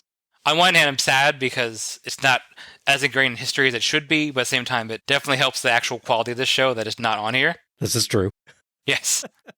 The main event is definitely a great spectacle. Even if it wasn't my favorite match, it's still very enjoyable. The thing is, there's definitely some mixed marketing on here with WCW, which I think could be a good idea, but I think it's too much. They're seen in making a very blatant disconnect between the NWA Championship and people fighting for it, and the WCW Championship and those fighting for it. Because Flair and Windham is a battle of respect. It's built on tradition. They used to wrestle together and against each other. And it's for this title that has this, 50-year lineage and all this stuff. Mm-hmm. In contrast, the WCW champion is riding in a boat with Sid Vicious, Harley Race, and Carl Parker, and they're hiring a little person to set a bomb on a boat. He's also not carrying the belt with them very much. Everything is very cartoonish and over the top. As enjoyable as Vader is beating the crap out of people, he's connected to such weird cartoonish stuff that feels like them trying to market to the WWF audience that's maybe leaving around this time because of the steroid scandal and people that had to leave, like, interestingly enough, Davey Boy. They're trying to reach them. So it ends up a very jarring tonal thing where you have Flair and Windham, and then you have this craziness going on with these guys, that's the Powerbomb, Superpowers and everything. I think it could work, but it's maybe too much. I think if you did it without the mini-movie thing, you probably wouldn't much bat an eye. Because without that, it's not that much different than a normal Sting Vader type of angle. Yeah. But when you throw in the mini-movie too, it's like, okay, when did we go to cartoon supervillains? Yeah, it seems like them trying to reach that demo. Yeah. And obviously, as we see in later shows, especially when a certain red and yellow fellow shows up, they really lean into this stuff. So this is kind of both behind the times and also ahead of the times for what they plan to do. That's true, yeah. Well, with the whole Dungeon of Doom angle, it lasts for what seems like 6 years, but it's actually like 9 months or so. Yes. It's a very odd thing. The same show where, like, hey, let's have Eric Watts and Dean Regal do chain wrestling in his real serious British style, and then let's have a story where the heels are trying to get the faces to retire rather than wrestle in a tag match. It's just bizarre. Yeah. Like I said, that's a show. The show is pretty easy to recommend. There's very few down points for me. Like, I'm interested when we do the final series wrap-up with this and Bash the Beach, I'm curious if any of the, like, worst stuff is going to even honestly be on these first two shows. I'd be surprised, yeah. I think, in general, everything's been solid at worst on these. So credit due, other than there's sort of ton of whiplash between their two world title divisions, which admittedly will be worked out pretty quickly. It's a good show. Mm-hmm. Yeah, I thought this was a pretty good show as well. I will say, I don't think it was anywhere near as good a show as Beach Blast 92 was. No, it wasn't. But there's 8 matches on the card, and none of them are bad. A few do feel a bit disappointing given their match concept or who's in them, but even so, they're actually still good matches. Yeah. I was probably least enthusiastic about Pain versus Bad, and even that was fine for what it was. If it had been longer, it might have been a problem, but it's only about 5 minutes, so it's fine. Mm-hmm. All told, the show and some of its matches have the same problem. They're good, but just not as good as they could have been. Okay, yeah. There's good concepts across the board, but small problems. A flub spot here, a build that goes nowhere there, leave things good when they could have been great. Promo content, similarly, is mostly good but features a few tiny flubs or weird statements that stop it from reaching its full potential. There's tons of energy across the show, and I think all the promos still got their points across, but most aren't quite firing on all cylinders tonight, and some are a little shorter than they could have been. Still, again, overall a positive. Commentary, on the other hand, was excellent. The Tony and Jesse team, save for Jesse's weird obsession with Tony's nose, works really, really well. And they have several great discussions over the course of the night, show a ton of character themselves, and even do some good work cleaning up or covering for some of the problems in matches, like Tony jumping in to quickly give an explanation of the end of Flair versus Windham when it wasn't quite clear what had happened from just watching things. Not every joke or conversation lands perfectly, Jesse has a couple of perplexing moments, but overall, the commentary team is a massive, massive plus for the show. Presentation-wise, the show's largely fine. It lacks the weird camera color depth and sharpness problems of last year's show. True. It has a nice beach set, and everybody's come prepared with good beach outfits again. There's a few shoddy camera angles here and there, and that weird moment of the lights going out in the intro, but things largely go well. The one thing I'll complain about is the inclusion of Bischoff and Hyatt as secondary show hosts. They feel even less essential than Bischoff and Tony were last year. True, yeah. Bischoff and Hyatt barely ever do anything more than say, well, this is what's coming up next, and maybe highlight which wrestler Missy thinks is cute. Yeah. She does host one interview as well, but... it's the worst of the show, probably. That is true, yeah. Not because of her. Not because of... No, just things get kind of flustered in that. Yeah, I just found the two completely unnecessary, but at least there was not a bikini contest. That is true. I will say it's funny how much stuff is built up as supposed to be long-term changes of the company, like all these rule changes that are gone. Mm-hmm. The guy in charge is also gone. Bill Watts is out of power at this point. Yes. Between these two shows, thankfully. Even just the idea that Ole Anderson is the head referee is not even a thing anymore. Yes, that's true, yeah. A lot of things that were really, really important on 92 are just gone for 93. That's funny. Yeah, overall, this was quite a solid show. It's just held back by some minor flubs here and there, and by some comparisons to last year's show or other prior performances, where it just comes off looking a little the worse for wear. It's absolutely still a fun watch and worth your time, and there's not really anything noteworthy to complain about on it. It just doesn't rise to the level of greatness. Give it a watch, just maybe don't do it right after watching Beach Blast 1992, and you'll like it better. Agreed, yes.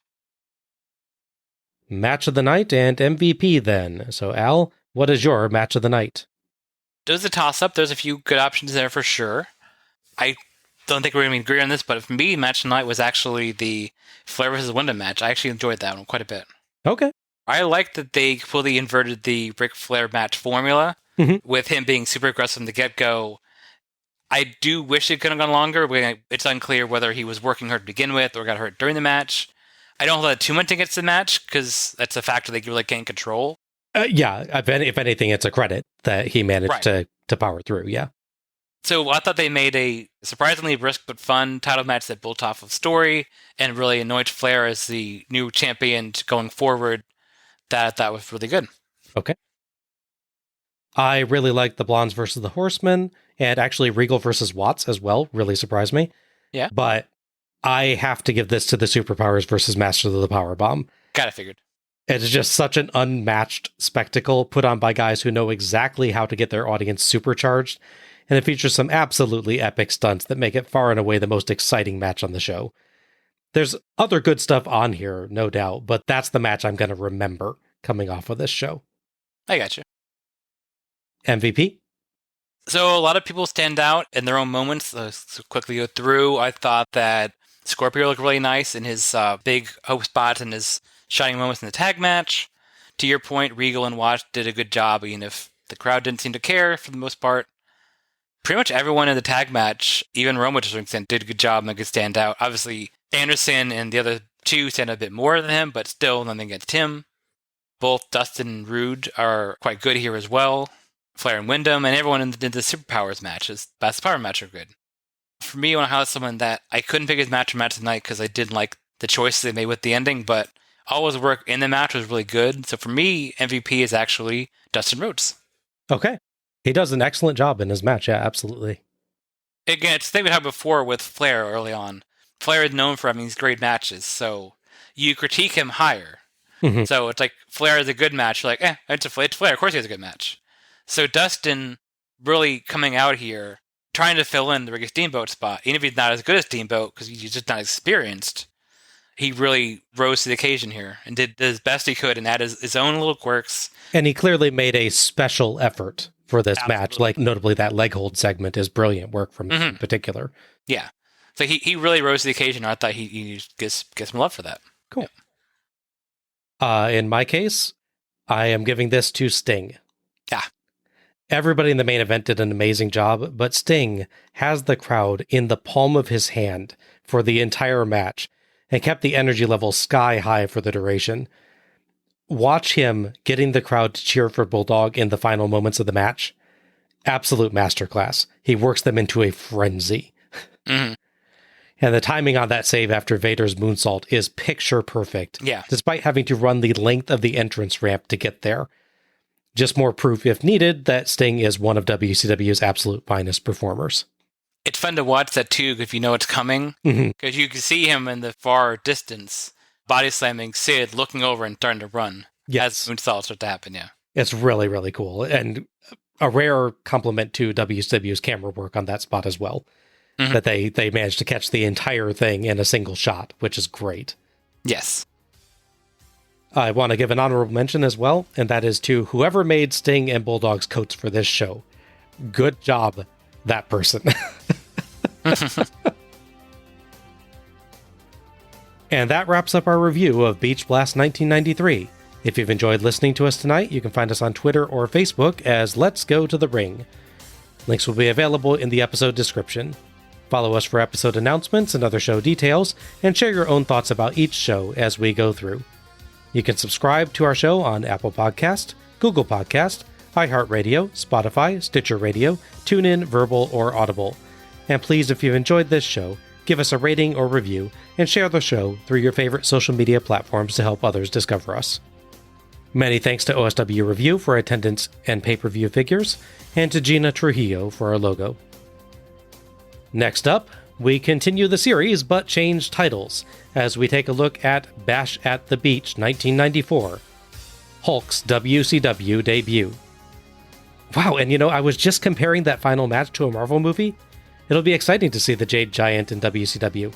Maybe they'll also bring in Thor for an epic brawl straight out of an Avengers film. I sure hope so, yeah. Man, looking forward to that. Mm-hmm. This is Bob Moore for Alec Pridgeon, signing off.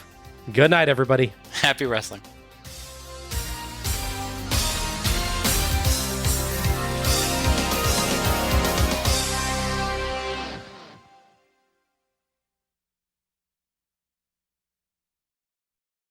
Exact same spot with Steambot. Sorry, Steambot. Nice. Nice.